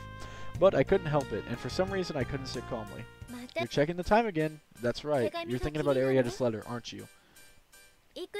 I know it's meant to be your day off, but don't you think you should play your fratelli at least a little? I'll do that after the letter. Don't worry, we'll have an ensemble. We always do. That's not what I'm worried about. Then what is it? I'm just saying that if you're going to sit around doing nothing, just play your fratelli. By myself? Well, it goes without saying that I'll sing for you. That's not much different from our ensembles, though. You might feel better. You're just pretending to be concerned. You just want to sing, though. I'm not pretending to do anything. Whatever. It's probably best than sitting around wasting our time. Really? Yeah. Playing my fortelli should actually help pass the time. I wasn't that crazy about her idea, but as I told her, spending my time working with her would be better than just sitting around doing nothing. I wondered how many more times she would beg me to perform. In that case, let's start before her letter arrives. Kind of sounds like the purpose of doing this has just done a complete 180. That's okay. I can still sing. Thanks for thinking about yourself. Wow. Am I going to sing now? Okay, okay. Forney started singing like she always did, and her beautiful voice filled the room. The sound from my fortelli overlaid itself with her voice, and the two sounds created a complex and perfect harmony. Gently being swayed by the waves of sound, for some reason I suddenly felt like I wanted to burst into tears. Waves of emotion that I was unable to understand crashed against me, and I had to make an effort just to keep them at bay. But even then, the music I played wasn't disturbed and even flowed smoother into its finale. The music that Forney and I had just created was more emotional than any of the other performances we had done together. I wasn't sure from when, but at some point I closed my eyes. I was unable to speak the lingering emotions speak. Trying to find the cause, I focused my nerves and delved into my memories. Forney was nearby, and even if she had been watching me, I didn't have the mental leeway to care. What was happening to me? It wasn't the first time that this happened, but it was the first time my emotions had been so shaken. A voice that called me, a voice that reminded me. Forney, what's wrong? Nothing. Hearing her now, I suddenly felt that her voice was the cause of my condition, or to be precise, it was the emotion that was contained in her voice. I recall hearing in a fortelli lecture that research was being performed on what magic meant. The fortelli, an instrument of magic. Its origin unknown, the fortelli was an old instrument passed down through the ages that required magic. That magic that needed to be played was emotion. I think it was a scholar or musician who said this. Perhaps it was a scholar who was a musician, or a musician that was a scholar. The theory wasn't highly supported, but in this very moment I believed it to be true. There were accounts that indicated that many fortelli players were people who had strong emotions. However, many prominent musicians fits that kind of profile, so it didn't really bolster the theory. Besides, I never saw myself as having high or lows in my emotions. This was just kind of discussion not found in textbooks, but the kind of thing a teacher would tell you when chatting. To be honest, I thought a little bit more of it than the fact that the theory actually existed. But, Forney, what were you thinking about? You mean when I was singing? Yeah. Who knows?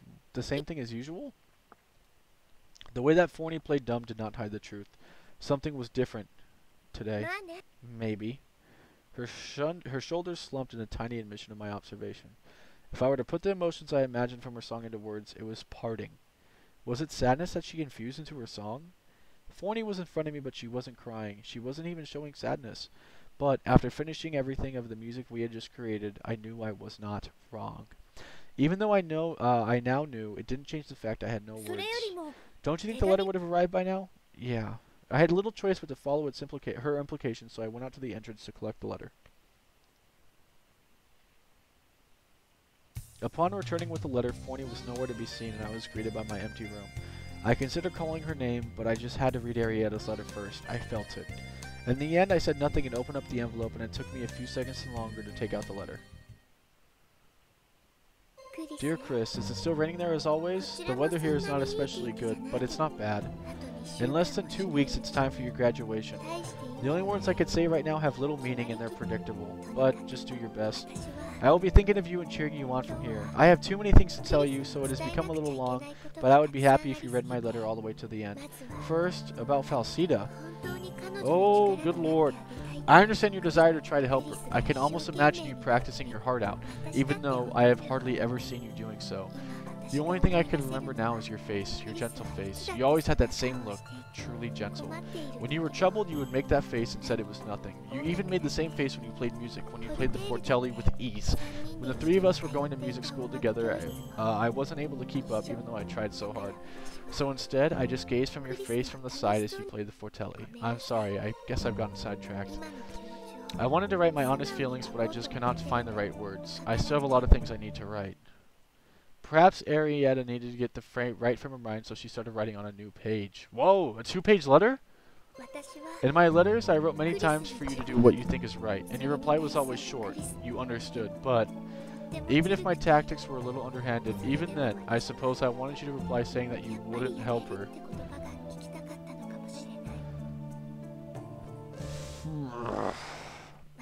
The only thing I could ever do was watch you from far away. You always looked so truly happy when you performed your Fratelli, so I thought that I would be happy with how things were. But you then told me you had feelings for me, and I said the same thing about you. At the time, I thought that would change everything, but you left and went to the music school for 3 years, and I was left behind once more. I felt I was left back in that time when I just watched from afar, as you toured Anita and performed your ensembles together. Despite this, I always felt that us two were connected through these letters. You only had toured Anita by your side, but it's different now. Now you think of someone else, and you're doing your utmost for someone else, and I'm unable to even see it. The distance between us is too great. Your words no longer reach me. I can no longer see your feelings, even in the words you write. That's why I'll say it. Let's go our separate ways.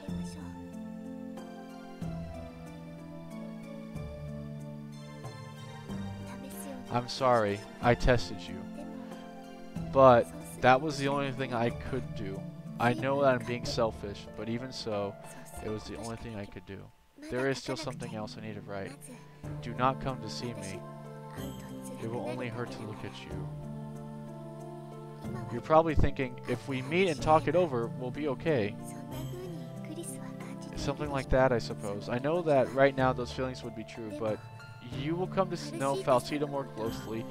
As the time you spend with her increases, I'm sure that you won't be able, you'll just be able to forget about me.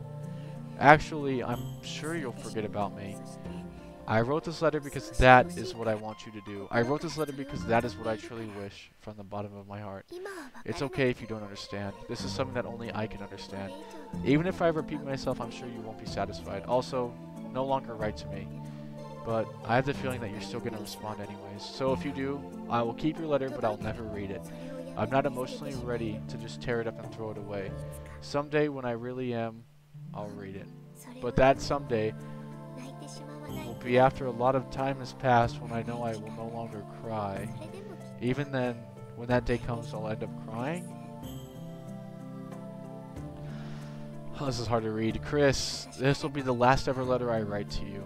I've written terrible, one-sided things, but it will really last. I'm sorry for being selfish. I'm sorry for being unfair.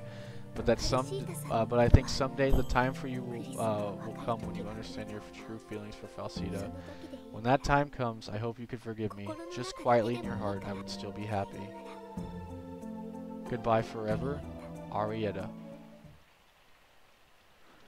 Hey, the meter! The meter jumped up again. The blue meter jumped. The blue meter has jumped up. That is the depression meter. For God's sake, I knew it. I know you guys can't see it. Hold on, I'll move it. I'll move it. I'll move it real quick. I think I can move the follow bar. There's a meter here. Hold on, I'll do my best to go ahead and move it. Let me see if this does it. Okay. Can you guys see that little meter here? I'm going to turn off the follow bar just from right now. This little blue meter here. I'm going to go ahead and make a brand new save. Right? So anyways, the day that... You can see this little blue bar here. Right? The day that Falsita came back from the vacation, look. No blue bar at all. And if you were to go to the very start of the game, literally the first decision that you make, the blue bar is almost the whole entirety of the screen, like at least half. But now, up until the letter, that blue bar has been completely destroyed.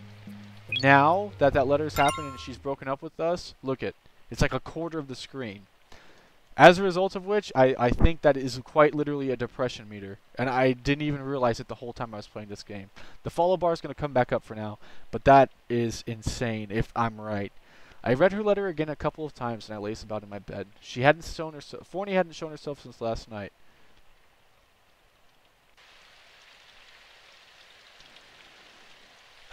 January 9th, Monday. Morning. You've got to practice today, right? Time to get up, lazy bones. Oh my god. It's not even a quarter of the screen anymore. The depression meter is like half. I think it's quite literally the big sad bar. Actually, her voice sounded more intentional than usual, and she tapped me on the cheek with her wings. Despite the fact that she hadn't shown herself since last night, I was honestly thankful with how much she gave me a push like this. Morning. Not enough sleep? You still have to practice, right? Yeah, I know. In that case, let's get moving. It's a little later than usual. Had she let me sleep until the last possible minute? In the end, just how much did Forney know? Last night, even if she had asked to have an ensemble, I probably would have been bothered to play properly. I think Forney knew this, which was the reason she didn't reappear. And even now, she didn't ask about the letter. Are you ready? You haven't forgotten anything? Probably not. Probably not? I've got a bad feeling. No, I'm good. Really? In that case, it's okay. Alright, I'll see you later. Alright, have a nice day, Chris. Her cheerful voice gave me the energy I needed, and I headed out into the rain. The rain was heavier than usual today. Another thing that's interesting too, I didn't even realize it, but the message that Forney played before we got the letter was one of parting, as stated. It's very much foreshadowing. And yeah, it's probably increased because the breakup's more setting in. The rain was heavier than usual today. I was going to get drenched if I took too long walking. And I'm just assuming that this is the depression meter. I never liked running, but right now I didn't even mind to see if it would tire me out. I held the bag that contained my fratelli lightly under my arm so that it wouldn't get wet and hurried along my route to school. It was probably because I couldn't be used to it, but I soon felt pain in my lungs and I could barely run. The shops around the main streets had cover, but I didn't worry much when I was under it, so there wasn't much cover on the way to school. I went from cover to cover so I could stay as dry as possible. Yep. Also, good call, Natalia. When that meter's smaller, he doesn't even care about getting hit by the rain. He just uses a towel. Now he's trying to run away from it as much as possible.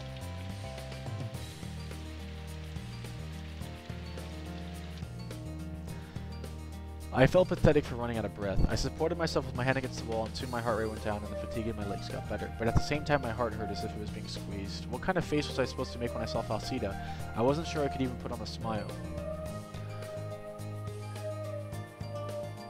But if the rain meter is symbolizing his depression, then maybe it's both. But having said that, I couldn't spend the whole day looking gloomy. Val would probably start to worry and ask me what happened. I wasn't confident that I gave my good answer. I hadn't gotten my head around my own feelings enough yet to be able to tell you the truth. It was just the same as Arietta and the feelings she told me in her last letter. Helplessly confused, I didn't stay calm, but either way time would continue to pass and things I had to do were not going to disappear. I took another unnecessarily deep breath and headed towards the practice room. Morning. Oh, good morning.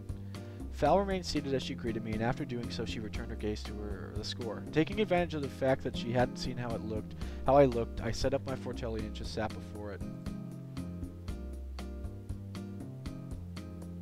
I'd probably be able to keep my mind off various things as long as I was playing the fortelli. Perhaps Val had realized I wanted to start immediately, as she cheerfully asked about every very thing. Shall we jump right into it? I'm ready to start a new time. Let's do that. Shall we begin? Sure. I don't know if that bar is going to ever really get any sort of explanation. But I think it's a rain depression meter. So now Chris is Piova's most eligible bachelor, you guys.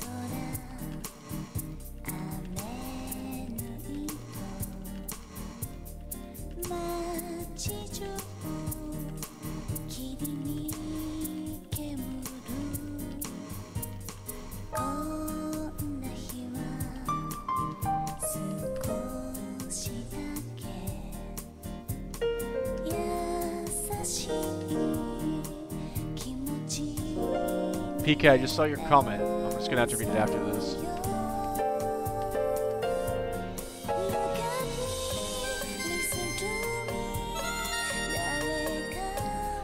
What do you guys think? I don't really have much to say. Like, I'm just kind of stunned. At least he can be together with bass Falsita now? Question mark?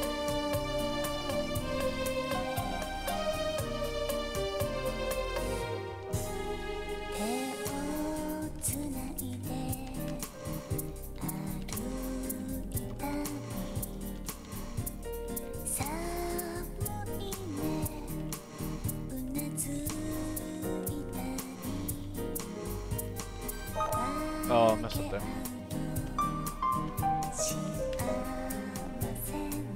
You don't think Falsida's gonna end up with them? Esmeralda, you also haven't even commented on like the past 10 minutes when your dream happened.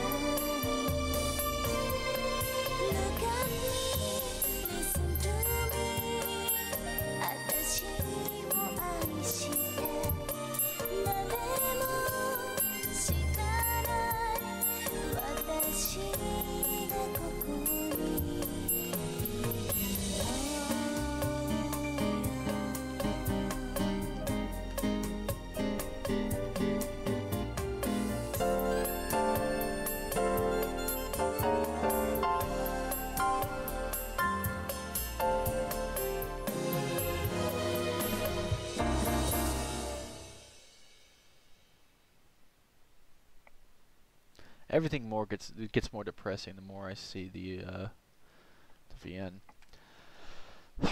We finished all of our rehearsal, and I was given no choice but to be drawn back into reality. Oh, there goes gravity. And what was waiting for me was her gentle smile. There's something bothering you today. What do you mean? Nothing. You just seem different. I could more or less tell what she was trying to say. It was hard for me not to notice when we were rehearsing.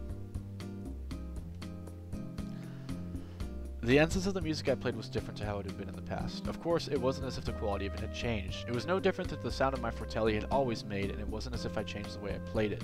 I almost felt that those emotions I felt in Forney's voice yesterday had been transferred across to me, which is why I didn't feel like I could get away with simply saying it was nothing. I guess. Yeah, okay.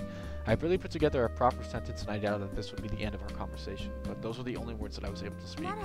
In that case, let's go again from the start. Huh? You're not sick or anything, right? It didn't matter if we performed well or poorly. It was meaningless to judge the rehearsal we did just now. However, Val said something in the music she heard and interpreted that in a positive way. She wanted to rehearse again, no questions asked. She was just acting like how Forney did. Let's go again. Sure.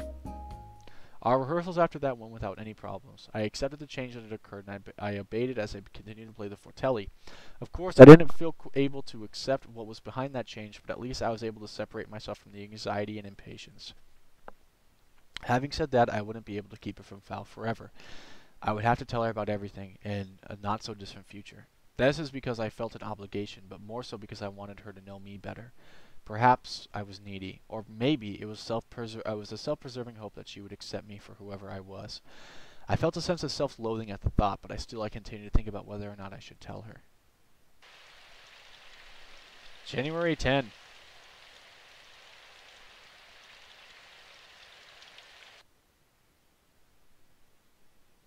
Yeah, there's going to be a point at this game, PK, where this meter is going to be full, and I could only imagine what that's going to be like. Practicing with Val yesterday helped me settle down. Arietta's letter, which unexpectedly brought words of parting, I still hadn't written my response. The turn of events didn't quite go as Arietta had detailed, but I was definitely gonna write a response someday. You want to call it a day? Yeah. I was comfortably tired and felt like I should just go home and crash in my bed. And then I'd wake up and start practicing, and we'd rehearse like crazy until she had to go to work. That was the only conceivable routine for me now. Hey, Chris. I was wondering if you're feeling up to it. We could have dinner or something together tonight? Yeah, sure.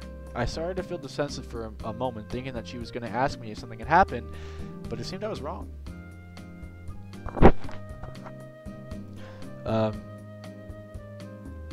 Feeling relieved, I answered before I actually thought about it, but I had no problems with doing something along the lines of dinner. Hearing my response, she showed a slightly relieved smile. I don't know if something happened or not, but let's eat something nice. We can refresh ourselves. You look tired. I was worried about you. She closed her mouth the moment she started speaking, as if she regretted saying what she had said. She was trying not to say anything. That's what her eyes suggested.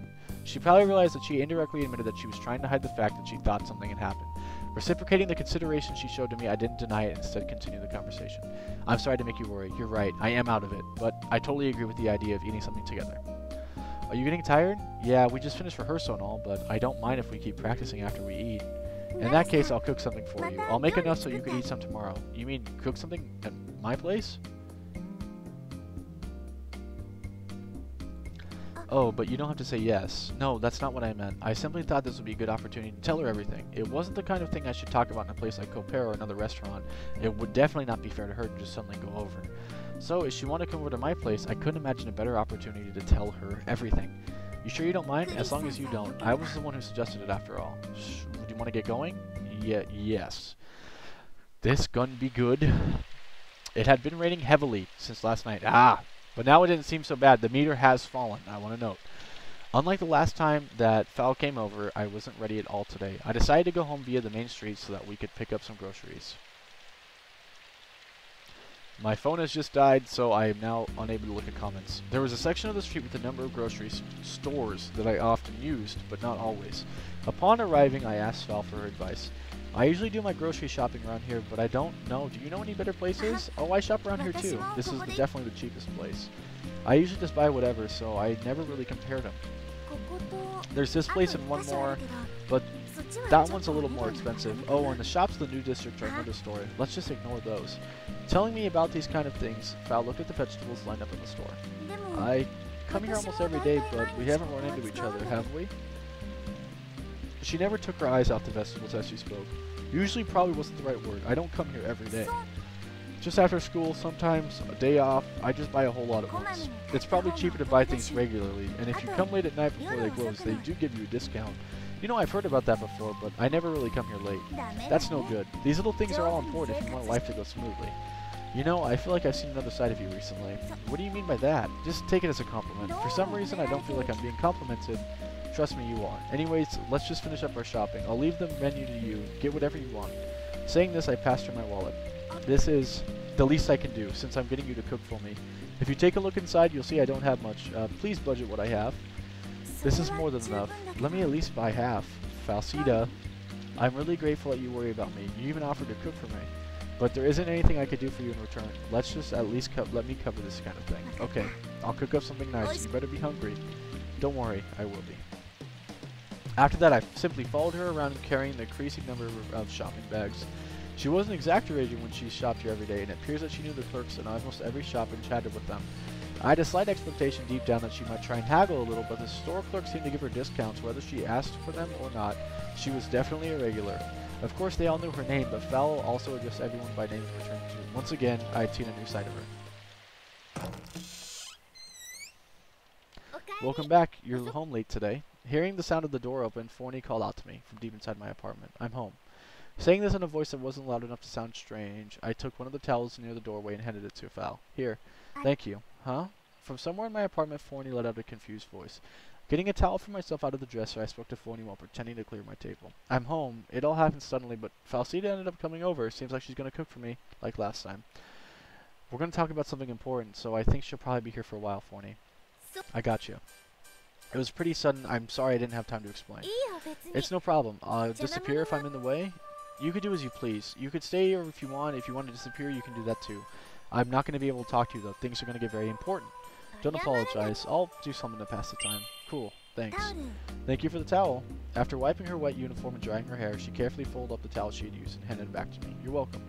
Did you say something just now? Oh, just to myself. Don't mind me. Really? If you say so. Are you ready to start cooking? I can begin anytime. I get the cost down, so I'll make the same thing. I'll make something even better than last time. I can't wait. Can I help you with anything? Nothing. So what should I do? If you feel bored, you could always play your Fratelli. Practice. I just want to hear you play something. Anything will do. Oh, okay. I'll try to be quick, so just wait a little longer, okay? Rolling up the sleeves of her uniform, Falsita headed into the kitchen. I sat down at my Fratelli as she asked, and for a brief moment, I thought about what to play. But it was my choice. The song had already been decided. She said anything will do. Anything? Anything. That means our song's okay too, right? Okay, don't worry. I know what you mean. You knew all along you were just being mean. I can't help it. It's cute when you get angry. Okay, I won't sing then. Do as you like. I could just play by myself. Okay, I'll sing. As you wish. Is that the song you wrote? You know I've only heard it once. Yeah, that's right. Good memory. I raised my voice a little to reply to Fowl. I usually never forget a song, especially one that left an impression. Well, thank you. Come on, quick. I know. I felt somewhat nervous, but not as nervous as if I was playing for Miss Cordell. It just still felt different to practice when I played on my own. The only thing that was a shame was the fact Falsita could never hear Forney sing. Alright, here I go. Alright. Sure. Dang it, I wanted to play the song. And in this time... In this way, time passed in a blink of an eye and the night soon became late. It was a nice break from our usual practice and we played random songs that we knew. Falsita even improvised some. It seemed that Forney had also enjoyed herself, harmonizing her voice with Falsita's and overlaying her own during the songs. Forney had to warn me sometimes when I almost forgot that Falsita couldn't see her, but in the end everything went smoothly. And then... Okay, I should probably get going. Before you do, I had to tell her. It was the main reason I had her come over.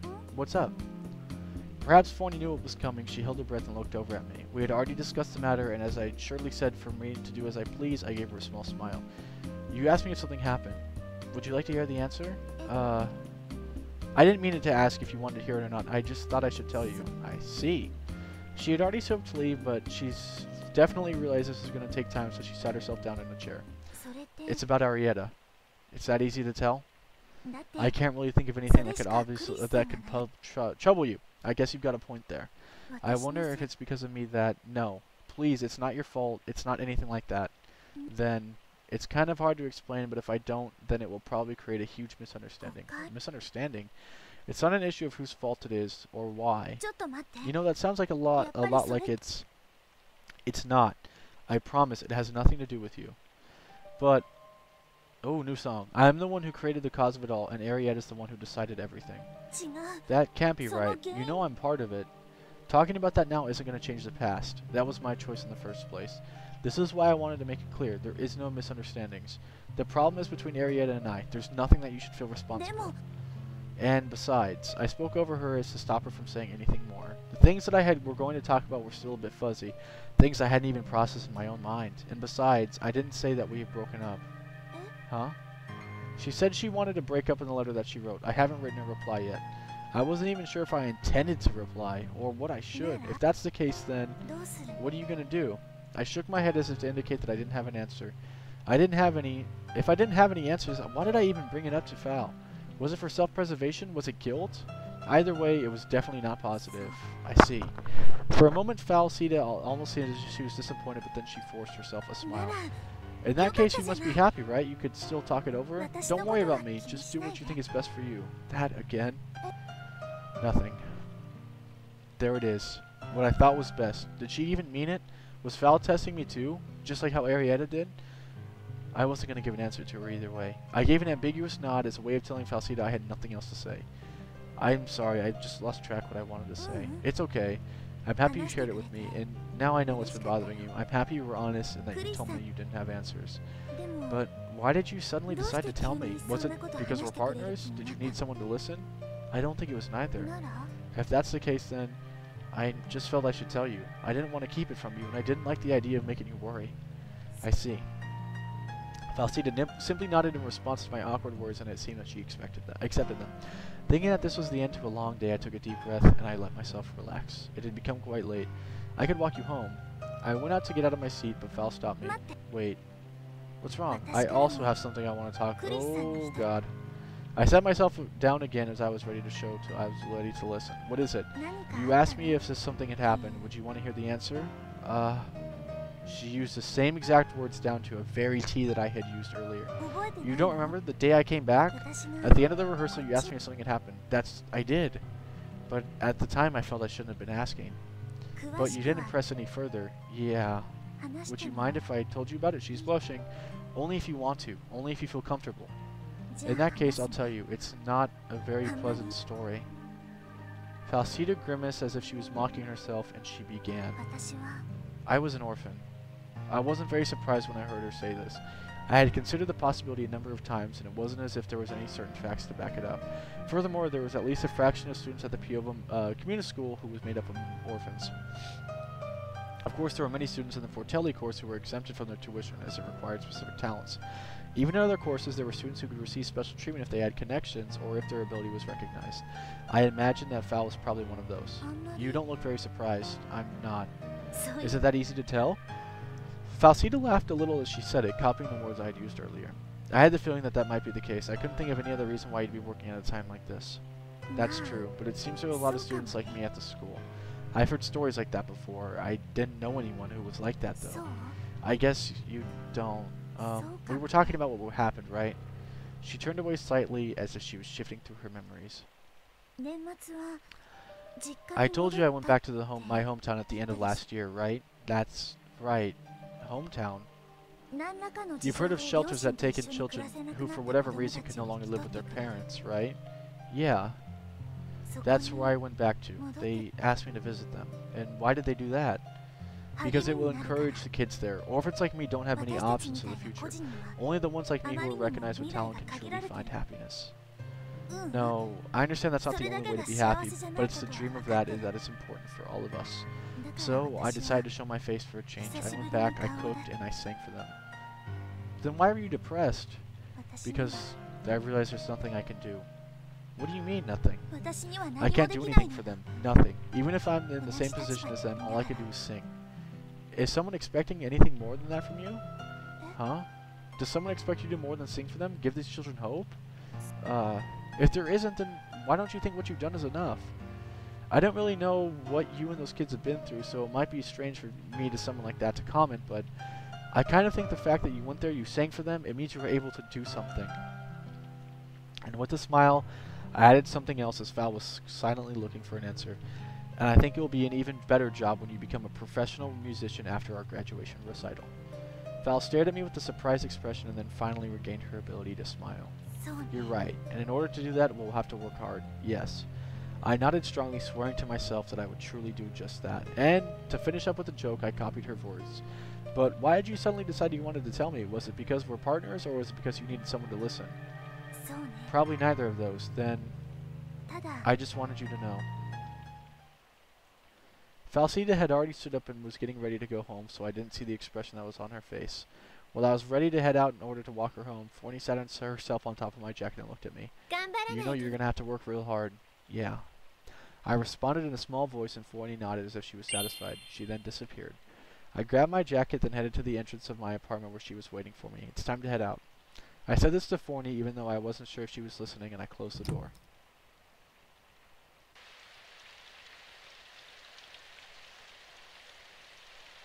January 11th.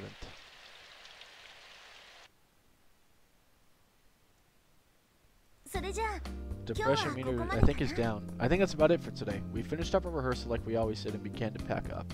The thing we discussed yesterday were not in vain and we both benefited from it. Despite the fact I hadn't written a proper response, just the fact that I felt more at ease was a big thing for me. It wasn't as if anything had changed between us, but Falsita, who was in front of me at this very moment, now knew the problems I faced, and this gave me comfort. In the same sense, I knew that of what she faced. Alright, have a good day at work. Are you going to drop by for dinner? Probably not tonight. If I wanted to eat Falsita's cooking, I didn't have to go to Corpere to do that, so I either way had to spend a long time with her anyway. I'll see you tomorrow then. Yeah, I'll see you tomorrow. Even if it was short, I always felt emotionally tired and heavy after a good rehearsal. Just when I was thinking about going to the cafeteria to drink, I ran into Tortinita. Chris, are you heading to the cafeteria? Didn't you have lunch in your practice room? I already ate. I just wanted something to drink. By yourself? Yeah, that's the plan.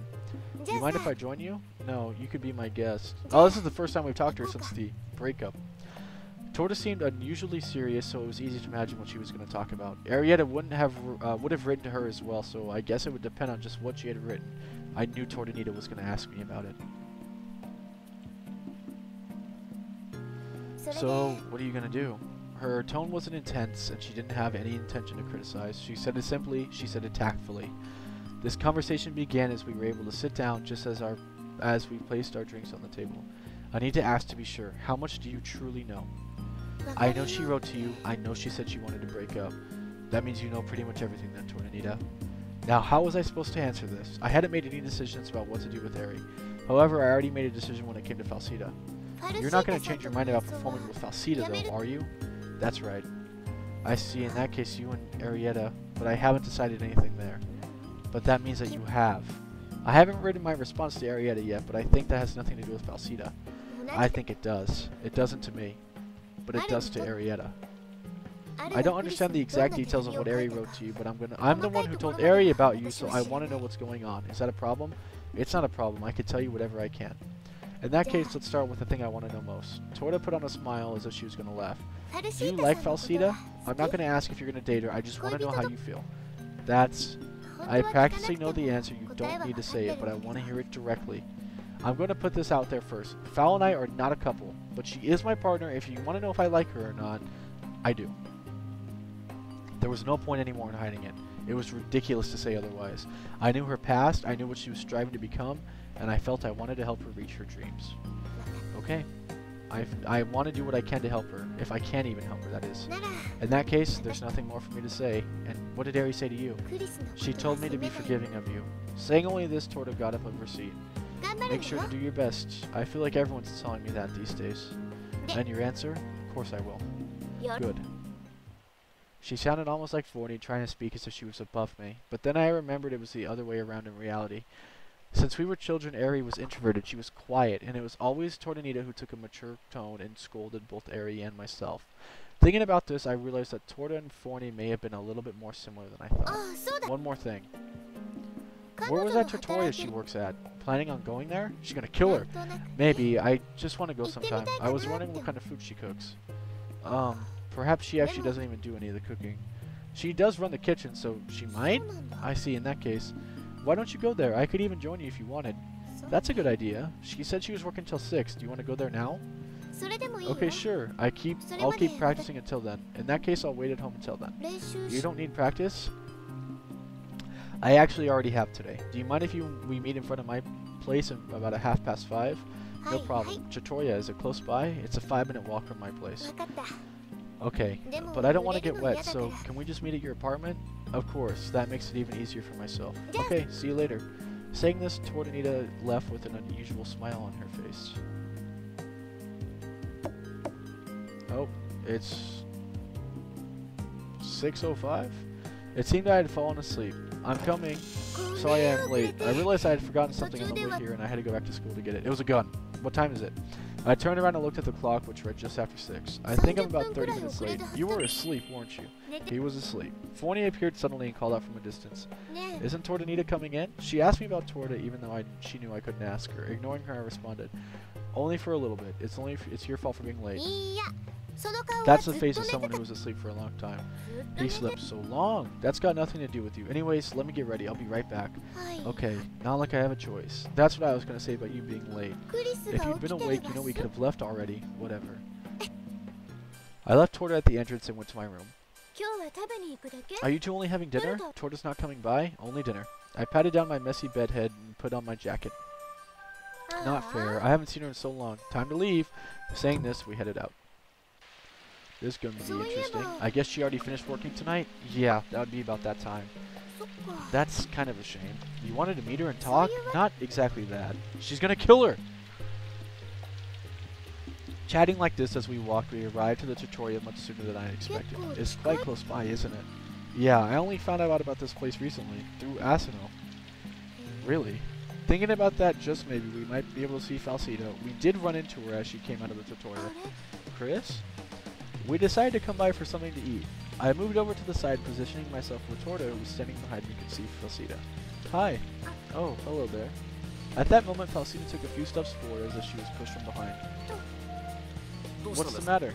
Unexpectedly, Asano came out from behind her. Everyone's here? I actually ran into him just now in the tutorial. Oh, it's you. You're here for a bite? That's right, with Tortanita. Hello. Hi. But didn't you say you weren't coming tonight? I didn't plan to, but oh, this is sketchy. No, there's something going on. There's some. I don't like this. I don't like this one bit.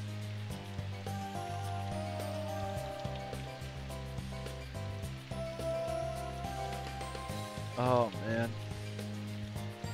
This is something's going on. I didn't plan to, but we came because I said I wanted to come here after all. Alright, I just finished my shift, so that's okay. You're gonna go home, right? That's too bad. The two of us will have to grab something then. Fair enough. I'm gonna head home now, so enjoy your meal. Come again sometime too, Asano. Huh? Yeah, I'll see you around. Bye. Torta gave a polite bow. Stopping Fal on her way home, making her have dinner with Torta and me wasn't an option.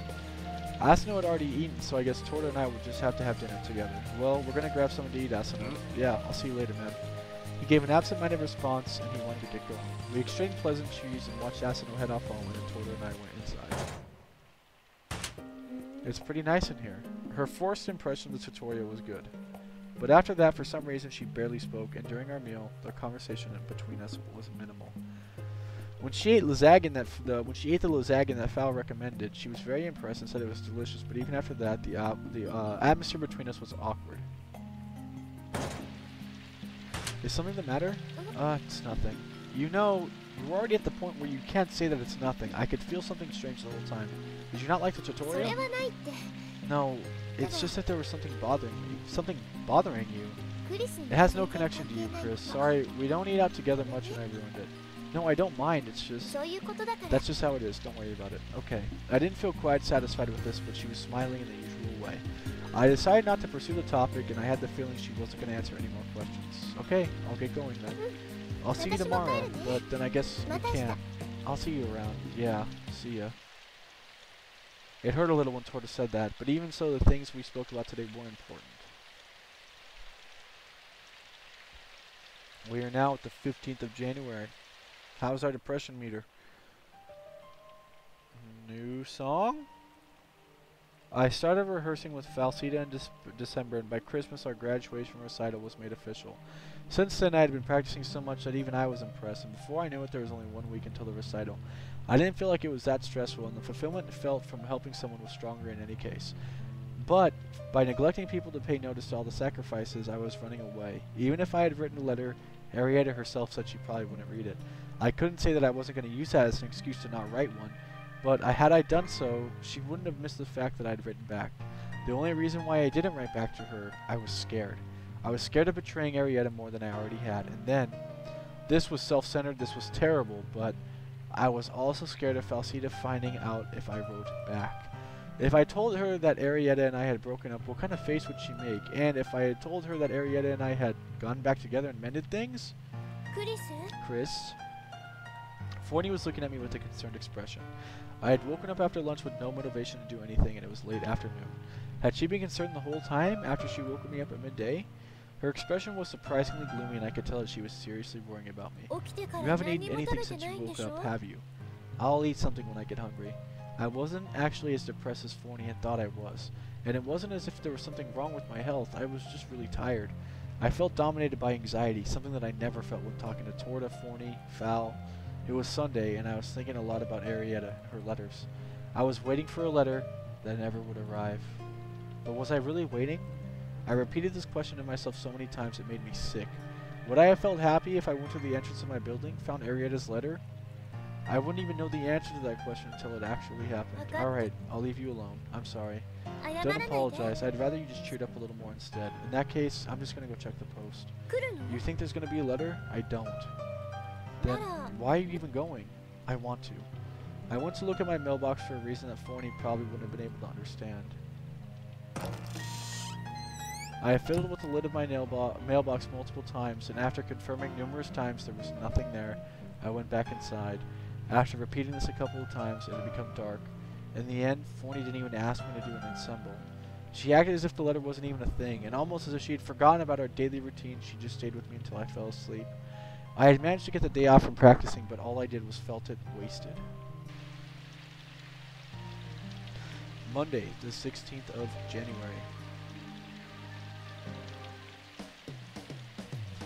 This was the second time that I had went to school on a Monday morning without touching the mailbox. I had imagined that my life here in Piova would be over before I got used to not checking in. I was planning to return to my hometown the moment our graduation ceremony was over once we had completed our recitals. So regardless of what happened or what didn't happen, there would be no more letters. I wondered if today would actually be the last day that I received a letter. It was a feeling of longing, but one that's of sentimentality that I felt as I looked at the mailbox. I then rushed off to school. Alrighty, you guys, I'm going to go ahead and end the stream here. I hope you have enjoyed. This is for real getting,